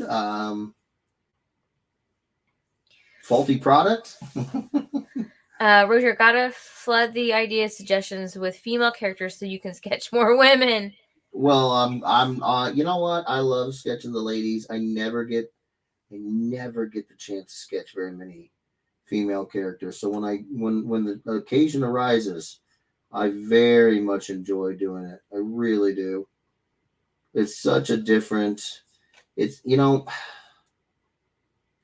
it's such a different set of landmarks and forms and textures, and just there's so much difference there, and it's kind of easy to get sort of stuck in on doing the things that you're good at, and you're good at it because you do it a lot, and so that means like, oh well, in order to get better at something else, you'd have to do that a lot, and it's like that makes sense, sure, but if nobody asks for me to draw female characters, well, I'm not going to draw them, and then you don't get good at them, and but I enjoy it. I enjoy it so much because it is a challenge. I'm sure you guys have seen a lot of this sort of thing where, you have what are called, girl artists, female artists, and it's not that they're girls. It's not that they are females. It's that they're artists known for drawing girls, females. And it's the Frank Cho's. You got me thinking about Frank Miller over there. Frank Cho's, Adam Hugheses of the world, making buku bucks, by the way. But in some of those cases, you'll have some artists, not those two. Those two in particular are exceptions to the rule. But a lot of times, if you are a hot girl artist, you guys look like hot girls. And it's because they're built differently. Men and women in these books are built differently. They're drawn differently, and man, if you don't practice, you will lose. And I'm always down to practice drawing more ladies. Love getting my that portion of my brain a few reps. Love doing it. Jorge says they are both out of the case, and one is far, so it was trying to connect and hold to it. They are both out of the case. Out of the case. Both of your buds are out of the case. And one is far away. Okay. So it was trying to connect and hold to it. So they were trying to connect to each other, but being that there was so much space, right, it was bouncing back and forth. So you'd lose one bud's connection, the far away one. So all the sound would go back to the one side. Yeah. Todd Irma says pretty much the only commissions I've had Jeff do are women, specifically Roxy. LOL. This is not over exaggeration. Todd almost exclusively gets the ladies from me, which is truly a rare thing. I don't get asked to draw the ladies a lot, and I'm very, very grateful of the opportunity. Jorge says, I want to see Wolverine and Blanca. Nice. Electric Claw. I like that. Electric Claw. Brittany Conti Appio says, hello, everyone. Hey. Zach and I are happy to announce that Enzo was born on June 1st. Yes! Aww. Congratulations! We are happy and healthy and enjoy every minute of this little man in our lives. Yes. Congratulations to you both. I'm so happy that you're okay. You did it. You did it. I know you were nervous. You did it. Did everything go well? I mean, happy birthday, Enzo. Did you have a good experience, Brittany? Yes. Everything. How are you feeling? Yes. How are you healing? How are you? Man, that is great. That's awesome. Dude. David. What a great name, Enzo. I love it. David Guthrie says, what up? What up, David Guthrie? How you doing, brother man? Jorge says, or Spider-Gwen anything. Spider-Gwen with X23. Congrats. Yes. Yankee Down South Adventure says popped in after work. Thought I'd miss the stream. No, we're on for about 15 more minutes. That's right, G-Paps. We're working on this Ahsoka. So if anybody is wondering what this is for, Kimberly and I have started a college fund for JJ. So every so often I will bust out a piece, and its sole purpose is to be auctioned for all the proceeds of the auction will go towards his college fund. We've done this with one, right? Just one other. Yes. One other piece. Yes. And that was an Ahsoka as well. So that is what we're working on here, G-Paps. We got this Ahsoka piece coming along, and I'm going to finish inking it up, and then I'm going to fully color it. So it will be a monster piece, but it's I'm having fun with it. I'm having a lot of fun with it, actually. So yeah. Since you're just checking in after so much of the show, G-Paps, we did a Morgan Ainsland from Darkstalkers, mashed up with Black Cat on a Black Cat cover. So you have Morgan Ainsland, the Bat Lady. She's not a Bat Lady. She's a succubus.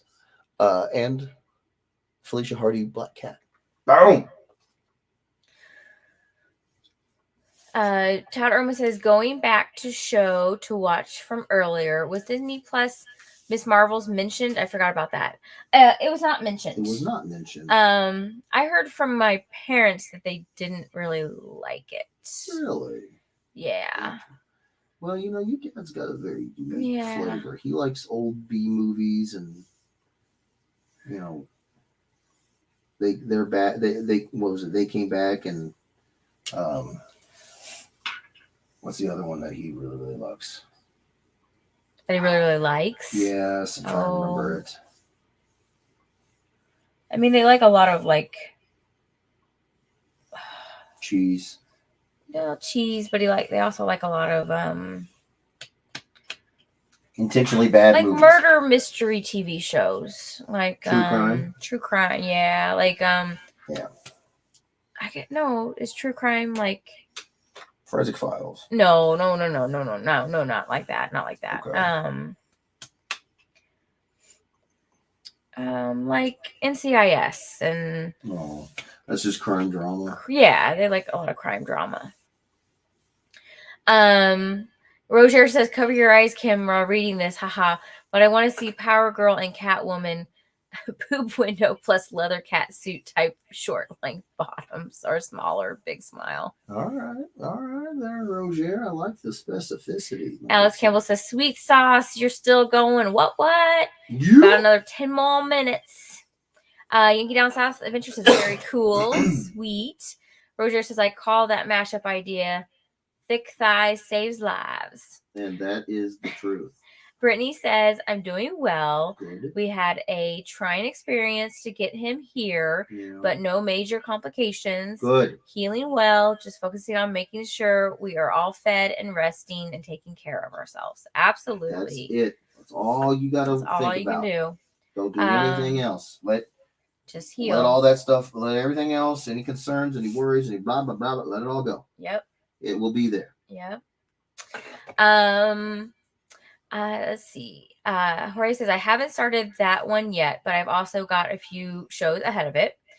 Clarissa says, I liked Miss Marvel, but it definitely is geared more towards the younger generations. That's what my parents were saying, is that it's for a younger crowd. A younger crowd. Yeah. Yeah. I could see how your parents, they're not, they're not like 90. No. No. But Crispy Simmons says, Jeff, you should check out the Death Race number 2, May the 4th Ahsoka cover. Definitely not family friendly for the live, since you're doing Ahsoka tonight, and in honor of selling out your cover, check it out. So there's a Death Rage number 2 May the 4th Ahsoka cover. Oh, now I'm gonna have to try it. Check it out. Yeah.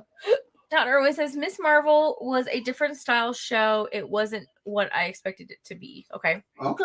All right. Okay. Brittany says also we totally understand how the whole world fades away once your baby is born. We haven't watched any new comic movies or TV shows. Right? Yes. It is all about unless your you baby. have done it, unless you've had a baby, it really kind of is tough to really fully appreciate how much your focus. Yeah. Every second of your day shifts. And it'll, you'll, once they become a little bit older and more independent, it's slow from what I hear, because we're not there yet. But from what I hear, it slowly shifts back, but never really, I'm just hoping to get to the point to where, he wants to watch the shows too. Right. Then we'll be like, oh, it's family time, buddy. It's family time. But instead of watching Bluey, we're going to watch, hopefully, Ahsoka season 7 or whatever, Yes. Okay, so while the chat is slowing down, we have a couple more minutes left.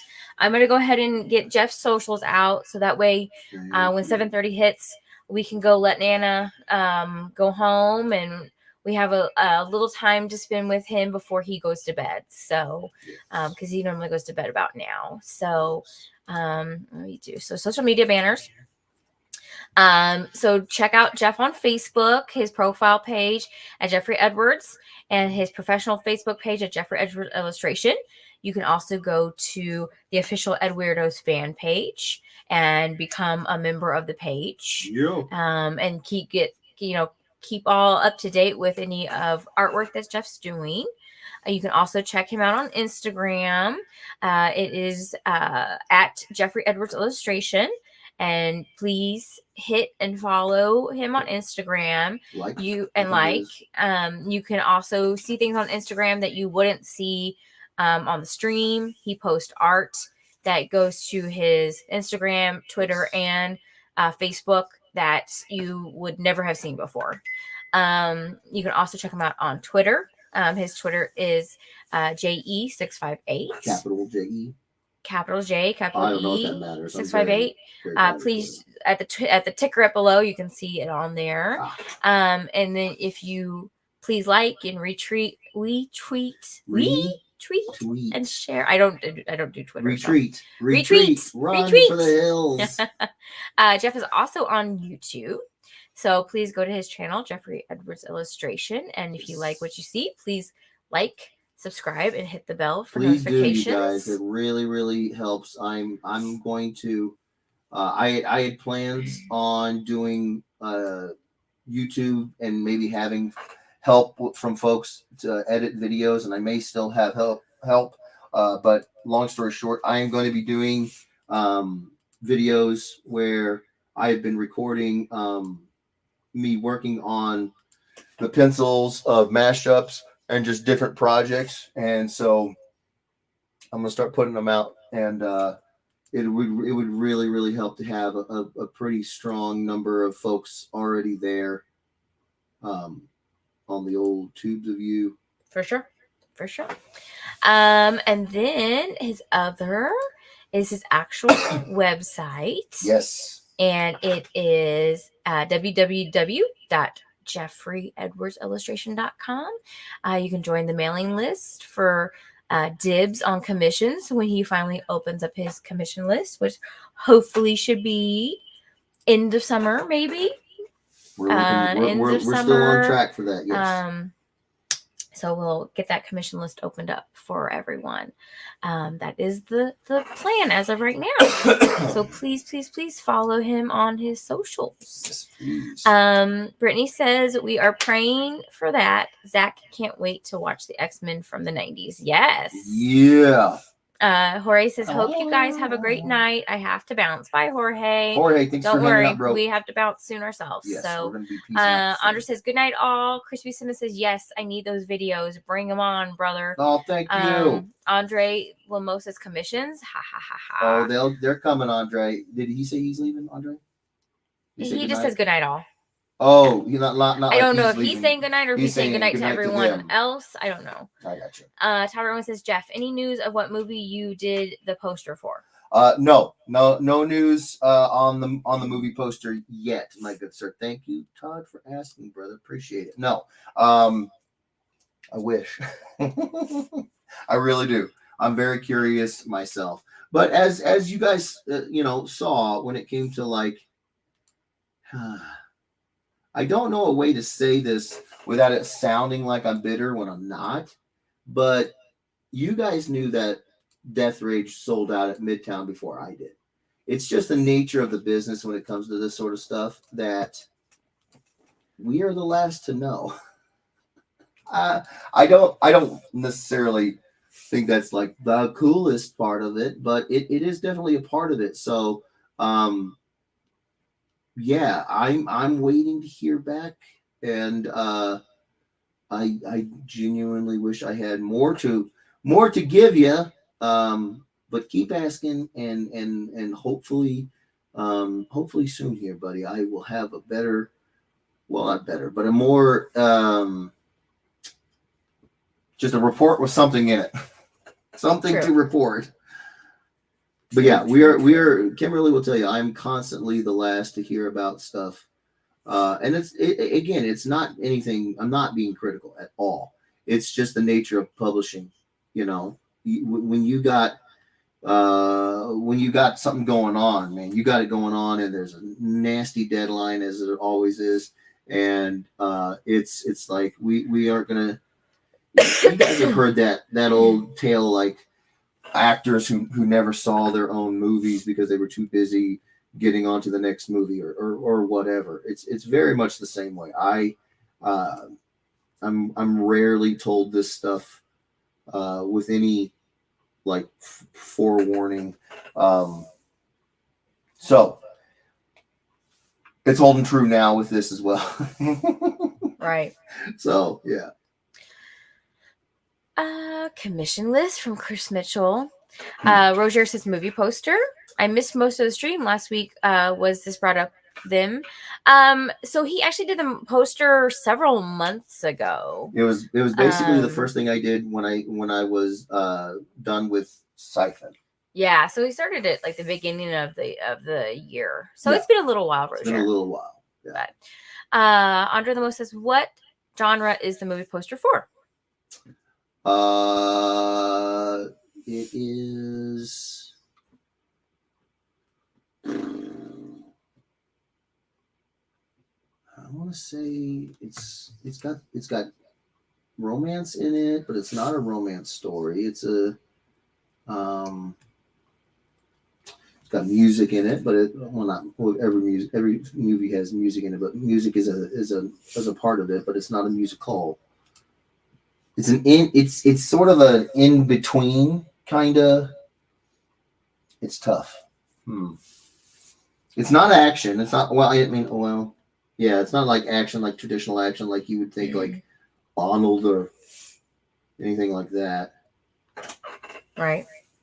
And I'm kind of struggling to find an accurate way to describe it without potentially saying too much. Right. He just can't give any info away too much now. You guys have heard those stories about how projects, especially movie projects, they take a lot longer to reach the public than you may have thought. Like when you hear the development time for certain projects, you're like, there's no way it took years and years and years just to be optioned. Yeah, it did. It does. This machine is a slow mover. It's definitely like the kind of caterpillar crawler for like the space shuttle. That really slow moving monster. So yeah. Todd Irwin says, by the way, I found the Death Rage #2 Jeff cover, but it appears to be a version C125, and it's like $60 at the only site I see it at. Where's he at? Right here. He said, I found the Death Rage #2 Jeff cover, but apparently it seems to be a 1 in 25. And it's like $60 at the only site. So yeah. If you guys can get that book, you're going to want to. That's a 1 in 25. Okay. So what that means is that retailers have to get an order of at least 25 copies to get one of my covers. So they're going to be tough to find, you guys. Yeah. So yeah. Misty says, I made it. Hi, Misty. We're actually getting ready to wrap up. Roger says, could you repeat any info you can give about it? I don't remember hearing anything about it. Yes. So the info I can give on it is I did a movie poster. That's it. And that's it. When he has more info, we'll share it, Roger. Yeah, no, Roger, I'm not trying to be sarcastic because I'm not being sarcastic. It's it hasn't been released. It hasn't had a full release yet. Yeah. But in the times where it has been shown, it's won awards. It's done very well. But you have to take this sort of stuff with the utmost care. I mean, we've all heard stories about, like Star Wars. Like George Lucas didn't believe in it, so he sold the, I think it was the licensing rights to the toys or whatever. It's like people have all these stories that they know that they've heard of throughout the years, and the mistakes were made, and they don't want to make that mistake again. So they're getting everything in terms of the next step. If there's going to be, I don't know, if there's going to be posters made or lunch boxes made or whatever, if all that stuff is going to be a thing, you have to baby step it, and be very, very, very, very, very careful, almost to the point of like ludicrousness. And it's why stuff always takes so much time, especially movie stuff, to get made. It takes so long, not made, but to get out there. So they're doing their thing, and I just have to show an inhuman amount of patience because I'm trying really hard to not talk about it, because I don't want to get it to where they're upset with me. But man, I was happy with the poster. So yeah.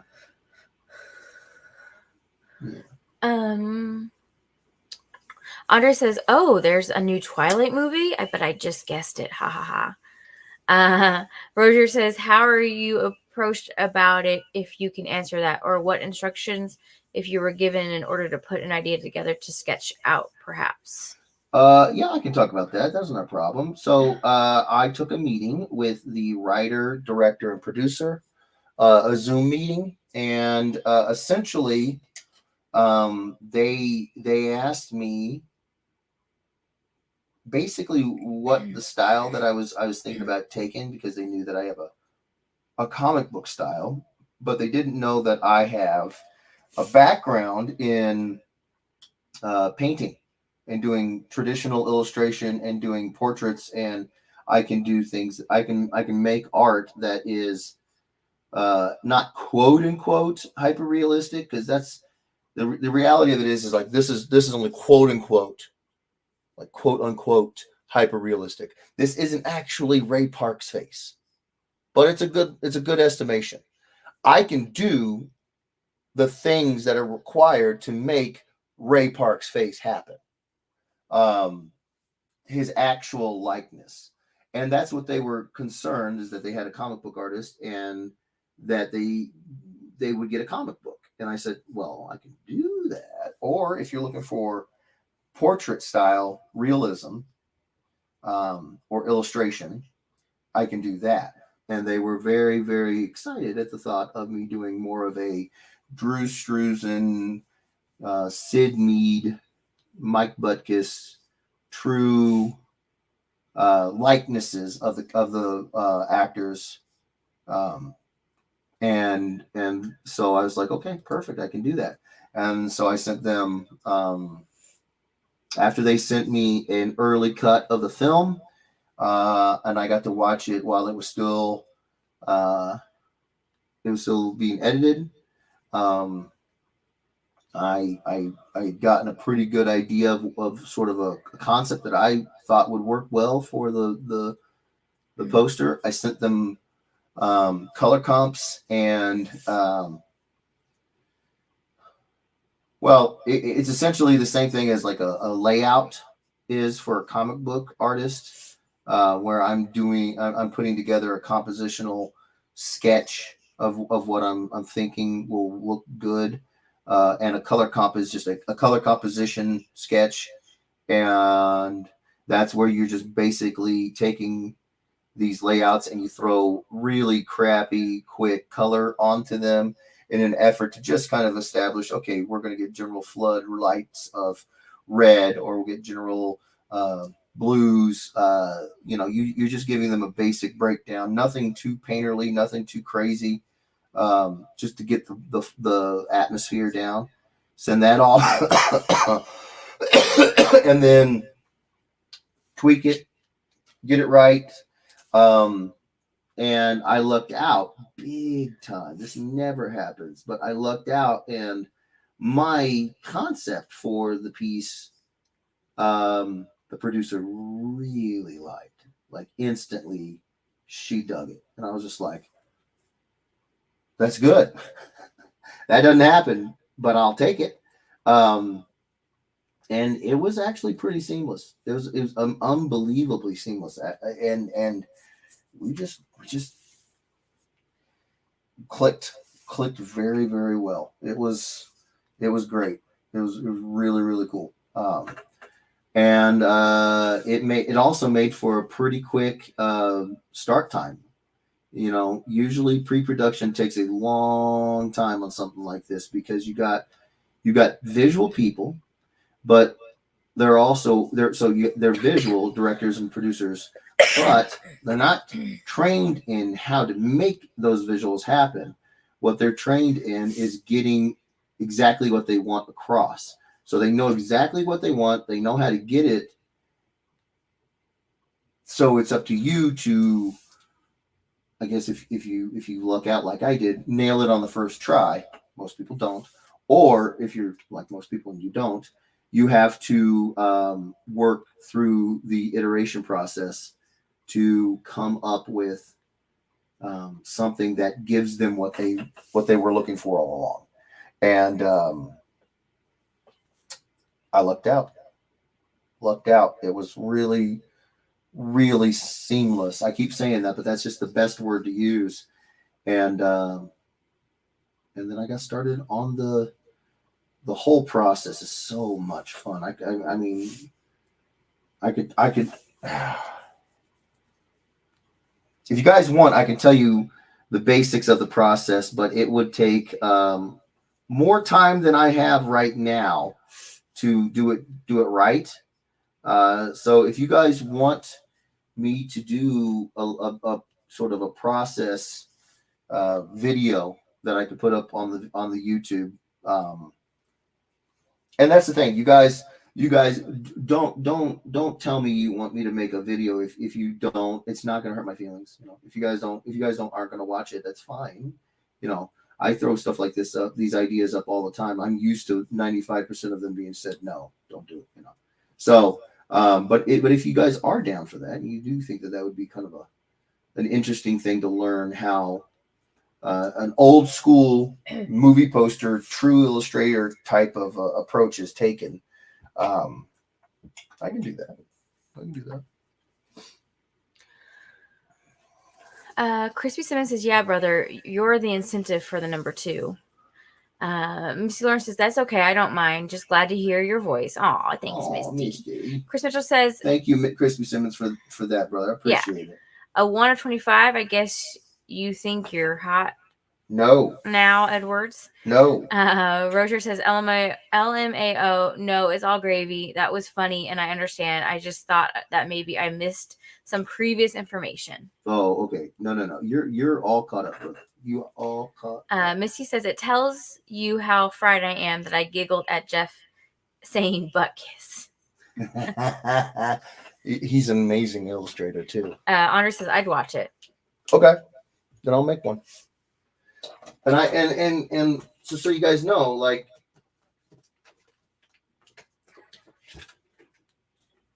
I still have all the stuff to talk about it. Like, oh, come on, camera. So, okay, so Darth Maul from season 2, inked and done. 40 minutes. Knock that out. You don't. So here's a little tip. If you have something made that's like a glow or a power signature or something, one of the things that I try to do is avoid putting a black line around it, because you can do that if you're going to scan this in and digitally put what's called a color hold on those lines. But if you're not going to use a computer, you have to figure out how to make sure that you don't have a black line around something that's supposed to be like energy crackle. For example, I'm not going to claim whose this is anymore because I probably screw it up. It was Cliff Jones. No, this is Cliff Jones. So you can see I didn't put a black line around. Man, this bag is schmutzed up. But the book is not. But you can see the lightning doesn't have a black line around it because it wouldn't look like it's glowing. Now, in the original art for a page that's going to be taken and scanned in, I could make those black if I wanted to and just ask the colorist to color hold those lines and make them white with a blue glow effect. And they do that all the time. But on an original board where I'm going to color it with markers, there's no computers to come in there and fix that. So you have to do it yourself. So how do you do that? Well, it looks like I haven't finished the lightsaber, but I have, because there's no black line going to be around the glowing red blade. I'm just going to make it red when I color it. So, yeah. So little tricks like that you pick up. Uplighting on his face, core lighting on his forearms, make it seem like the light is basically in his hands, because it is. But what I was saying about these right here before we get going is, so these are tests. I had several different processes that had to be stacked on one another. The first thing that you want to make sure you have boards that will take what you're going to do. Every board is different. This stuff matters. You would think it wouldn't, but it does. You can see how this guy is baconed real good, and this guy's not. It's just, this is all part of the process, man. It's all part of the process. So still have those test strips from the movie poster. The movie poster is literally right there, just an arm's length off camera. Yeah. It's a real thing. But yeah, I can do a process video. That'd be a lot of fun to kind of walk that through. I haven't done it in a long time. This is the first time in a long time I've done anything like that. So definitely.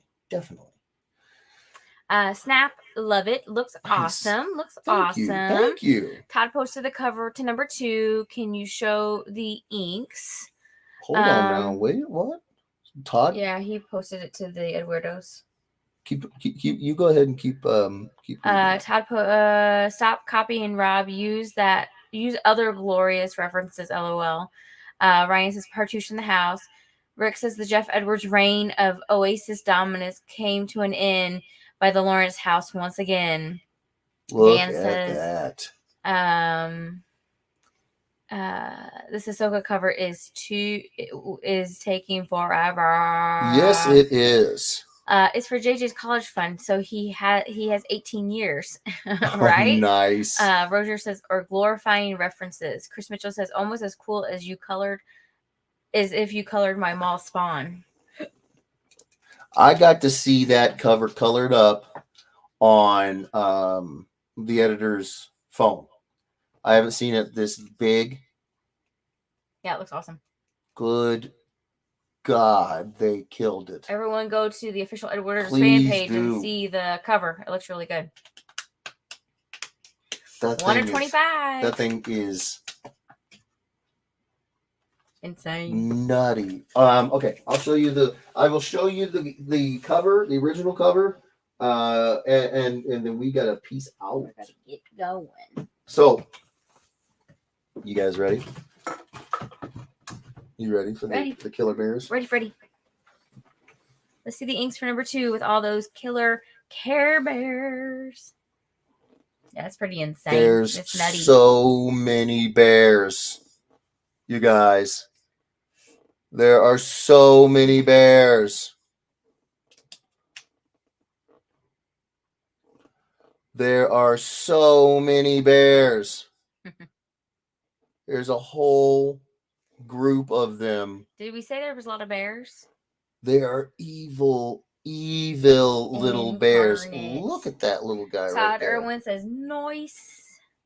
Look at that guy. He's holding a sign, a street sign with my signature on it. He's holding a crowbar. He's just like, I will take your face off. In a cute way. In a cute way. This one back here is just like... That one, not so much. Not so much about the cute. The other one behind him is like, get out of the way. Homeboy's got a knife. Then there's a whole... They look like little gummy bears. Gummy bear section coming out of that dilapidated building. Somebody's got a serrated blade. This guy's over here with another butcher knife. He's crowd surfing. You got a guy back here on the broken sewage pipe, just like, yes. You got this guy roaring with a meat hook. You got this guy Wolverine style, claws out. This guy's got a big old Bowie knife. Yeah. None of these are Care Bears, Dan. That one's got a Crispy shiv. Simmons just ordered the 1 of 25 for number 2. Thank you, brother. I appreciate it more than I can say. Todd Irwin says, so many bears. It's like you're on the forest moon of Endor. It is. This one's got a cleaver. That one's got... Says it's like Return of the Jedi. Yes. Missy says, it's unbearably necessary to purchase a copy. Dude. Thank you, guys. Dan says, Care Bear Stare. Oh, my gosh. Andre says, are these bears family members of some poor little creature Kim mowed down with her car? No. You're not too far off. You're not too far off. So I started off with that, and then I went to that. Yeah. Just wait. I lost my mind. And then in between that was that. Yeah. And I can't show you anymore. No. Roger says, yep, these are I Don't Care Bears. Those are, yeah. And then I had another one, another Death Rage. And then we moved to this guy. Never too many bears. And then, yeah. That's it. That's all. That's it. That's all. That's all I got. That's not all I got. I got more coming, but Chris Mitchell says Jeff doesn't know what Endor is. Endor, damn near Kildor. I do, Chris. I do. This is how you found your way off of the commission list, and yet you're just digging that hole deeper. Andre, Jeff's nickname is also Bear. It is. His dad's nickname is Teddy Bear, and Jeff's name is Bear. It is. And JJ's Little Bear. It is. You got a running theme. Yep.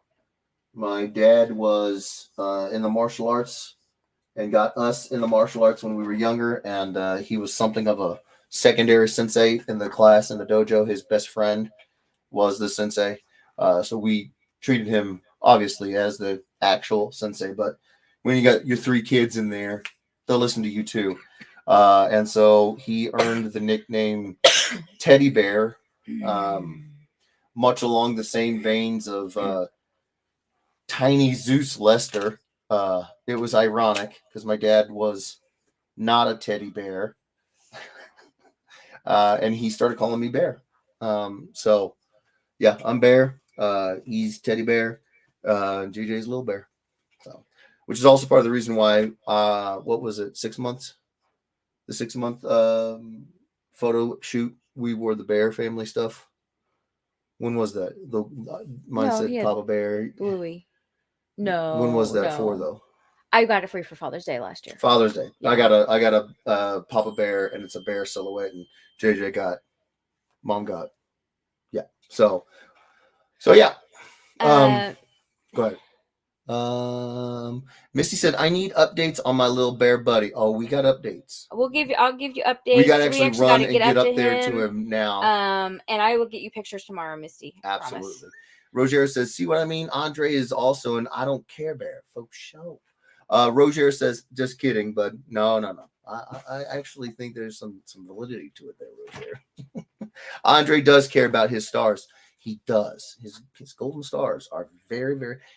There's another bear that has like a thing for honey. This is like his honey. This is like Andre's honey. Facebook user says, is that bear's cover on sale yet? Sorry if that was all said already. I've been playing with my boy outside. Christopher, it is not on sale yet. I'm going to start my original art sales off probably third week of July. I'm going to head on up, everyone. I'm going to head on up. Bye-bye, everyone. She's got to get out of here. I'm going to be right behind you. So stick around, Chris. I've got these other things I have to get done before I can be able to do the art sales and do it right.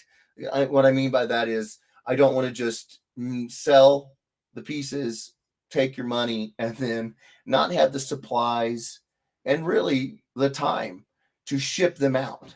Because it takes time to pack these things up, especially if you do it the way I do it, which is I have wood boards that I put in the package with them so that I do everything possible to make sure that they don't show up beat up or bent or anything. And so you have to get those supplies and you have to fashion them for what you want. And then you have to be ready to do the ship, to do the sale.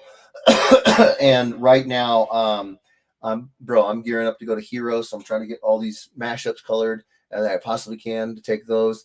And all the same time, I'm doing covers with Dan. I'm doing covers on Death Rage.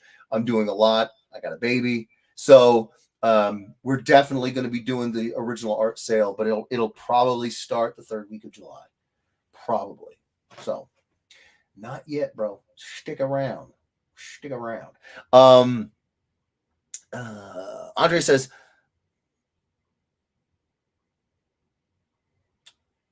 Ulechi Ryu was the style I was trained in. See, Andre, the problem of it is that sounds like a name, and you're known to string a yarn. I'm gonna have to look into that. I know Ryu is not it is a name, but it also means something. So we will see. That'd be very cool. That'd be very, very cool. Okay. All right.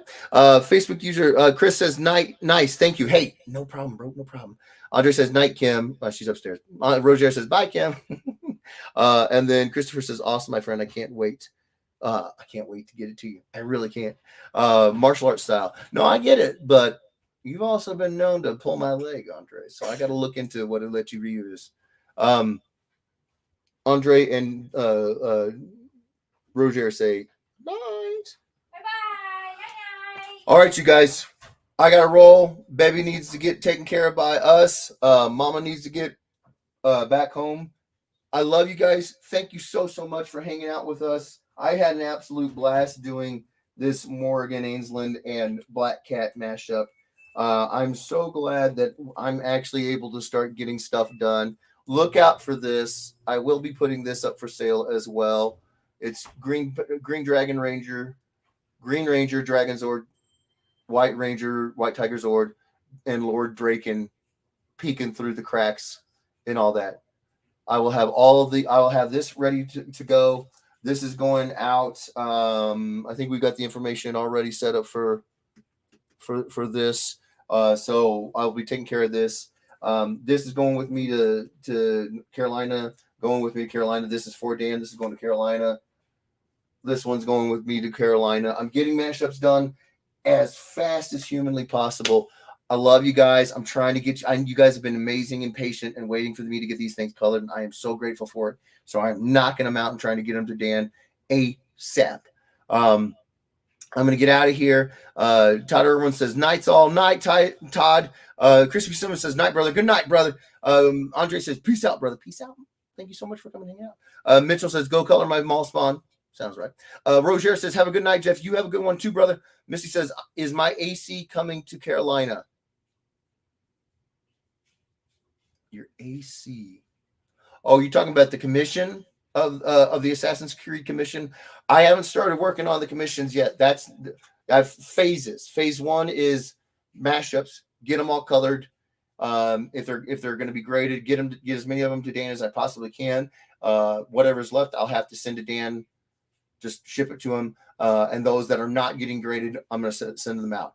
After I'm done with the mashups, then I'm going to go through the list of the commissions I've gotten at shows. And I'm just going to run through that list, getting them done from the oldest show to starting first, because they've been waiting the longest, to the newest. So no, I won't have started on the commissions before I go to Heroes, but I should be able, based off of how well everything seems to be moving pretty well right now, I should actually be able to be done with the mashups shortly after I get back from Heroes. So shortly after I get back from Heroes, I should be starting on the commission list, which I am super jazzed about because I get to do commissions now. So yeah, and the sooner I get done with those commissions, the sooner I move on to the next phase, which is getting the Mashup Squad Volume 2 out, any new merch, any new t-shirts, any of that new stuff. And at the same time, I'm doing my original art. So I'm trying, I got these blocks of things that I'm moving through the pipeline. And once all of that is done, once I get through the mashups, through the commissions, once I get through the new sketchbook coming out, new merch coming out, and the original art sale, then at that point, I'm gonna more than likely I'm gonna open up my commission list for a small group of commissions. I don't know how many I'll take on, but we'll start off small, and yeah, because I mean you got some people they're like, oh, I got 50 slots open. I'm like, are you crazy? You crazy. But yeah, so that is the plan, Misty. Or do I have to get back on the list? No, you got on the list. I have your book. You were right, or did you not get on the list? Did you get on the list at the show, Misty? I don't have the list in front of me, so I can't. I will look at it. I feel confident in saying that I thought you were on the list, or on a commission list from Planet. I think. Yeah, I think so. But yeah, you should be. Crispy Simmons says, where to buy the Mighty Morphin Power Rangers? That will be part of the original art sale that I will be doing. So I'm hanging on to it for now, and I'm trying to figure out what I want to do. Crispy, I have done auctions live here on the show, and I've done auctions where I will give it to Dan to put on his eBay page, because I don't have an eBay page. And I don't know which one I want. I don't know which way we're going to go with that yet. I will decide and let you guys know. So it'll either be here or on Dan's eBay. So it shouldn't be. It'll be easy to get to, is what I'm saying. Misty says, no worries. Nice. Chris Mitchell says, Jeff needs more time to figure out who the characters you want mashed are. Ooh, just keep digging that hole, Mitchell. Keep digging. Misty says, I let Sonny jump in front of me for Planet. But I thought you got on the list anyways. I think you are. I really do. Misty says, it's all right. We can bring something else to have you do at Heroes. Listen, that's the best way to get a commission from me right now. If you want one right now, and you don't want to wait till later into the summer when I open my commission list, swing by the shows, get on the commission list. That's my big thank you for coming and visiting me at the shows. Is I will take a commission there. Because it means the world that you guys come and see me. So yeah. So Misty, you may just be able to do that. I got to look at the list. I feel I freaking think you are. I really, really do. Rob Moisel says, I got some OA off an auction here. Fun time. Yes, you did. And I appreciate it more than I can say. You also bought the very first piece that went to JJ's college fund. Also, big thanks, brother. Big thanks. Crispy Simmer says, all right, brother, thank you. Now get up there with the boy. Will do. Thank you so much, Crispy. Mitchell says, I'm definitely on the list. There's that irony kicking in again. Rob says, me too, Chris. No, Rob, you really are. You really, I mean, you can be. You really can be. Missy says, I was on the planet list. Then you're square like a bear. You're square like a bear. You will be in the block of commissions from the first block of commissions from people at the shows who have already gotten me paid, gotten me their books, gotten on the list. If you are on planet, Misty, you're square. Mitchell says, I didn't say which list. No, he's not wrong. Rob says, you're welcome, but thank you, Jeff. No. Seriously, I could be just drawing this stuff all day. Doesn't matter unless amazing people take their hard-earned money and support me with it. I'm just a guy drawing comics. I'm just a guy drawing comics as a hobbyist. I get to say I can do this tomorrow because of guys like you, Rob. So thank you so much. It means more than words can say. But I hate to do it. I got to run. Mom's getting up there, and she needs me to come up there and take the boy. All right, you guys. I love you guys so much. Thank you so much for being here. This was a fan-freaking-tastic time. I got to see the big version of the Death Rage cover 2 colored up. It's freaking gorgeous. If you guys want to get that incentive cover, go to your local comic book shops. Ask for the Jeff Edwards cover. It's a 1 in 25. Let's make this happen, you guys. I'm so jazzed. Oh my God, you don't even know. The fact that the first book sold out at Midtown is huge, or Midtown Comics is huge. So thank you guys. Your love and support is the reason I keep doing this. There's no other way to describe it. It's the reason I keep doing this. So thank you guys for it. We will be back here next week at the same Morgan Cat time, same Morgan Cat channel. You guys take care of yourselves, take care of each other, and we will see you soon. All right. And also be there for Wednesday at 8:30 Central Standard Time for the Edwardo's Oasis, where we just play around, have some good time. We let our hair down and play some games, chill. All right. You guys, I got to get out of here. Love you guys. Rob says, oh, I'm sorry. Chris Mitchell says, okay, go be a freaking dad. I'm out. I got you. And then Rob says later, Jeff. Later, y'all. Love you guys. We will see you guys later. Click.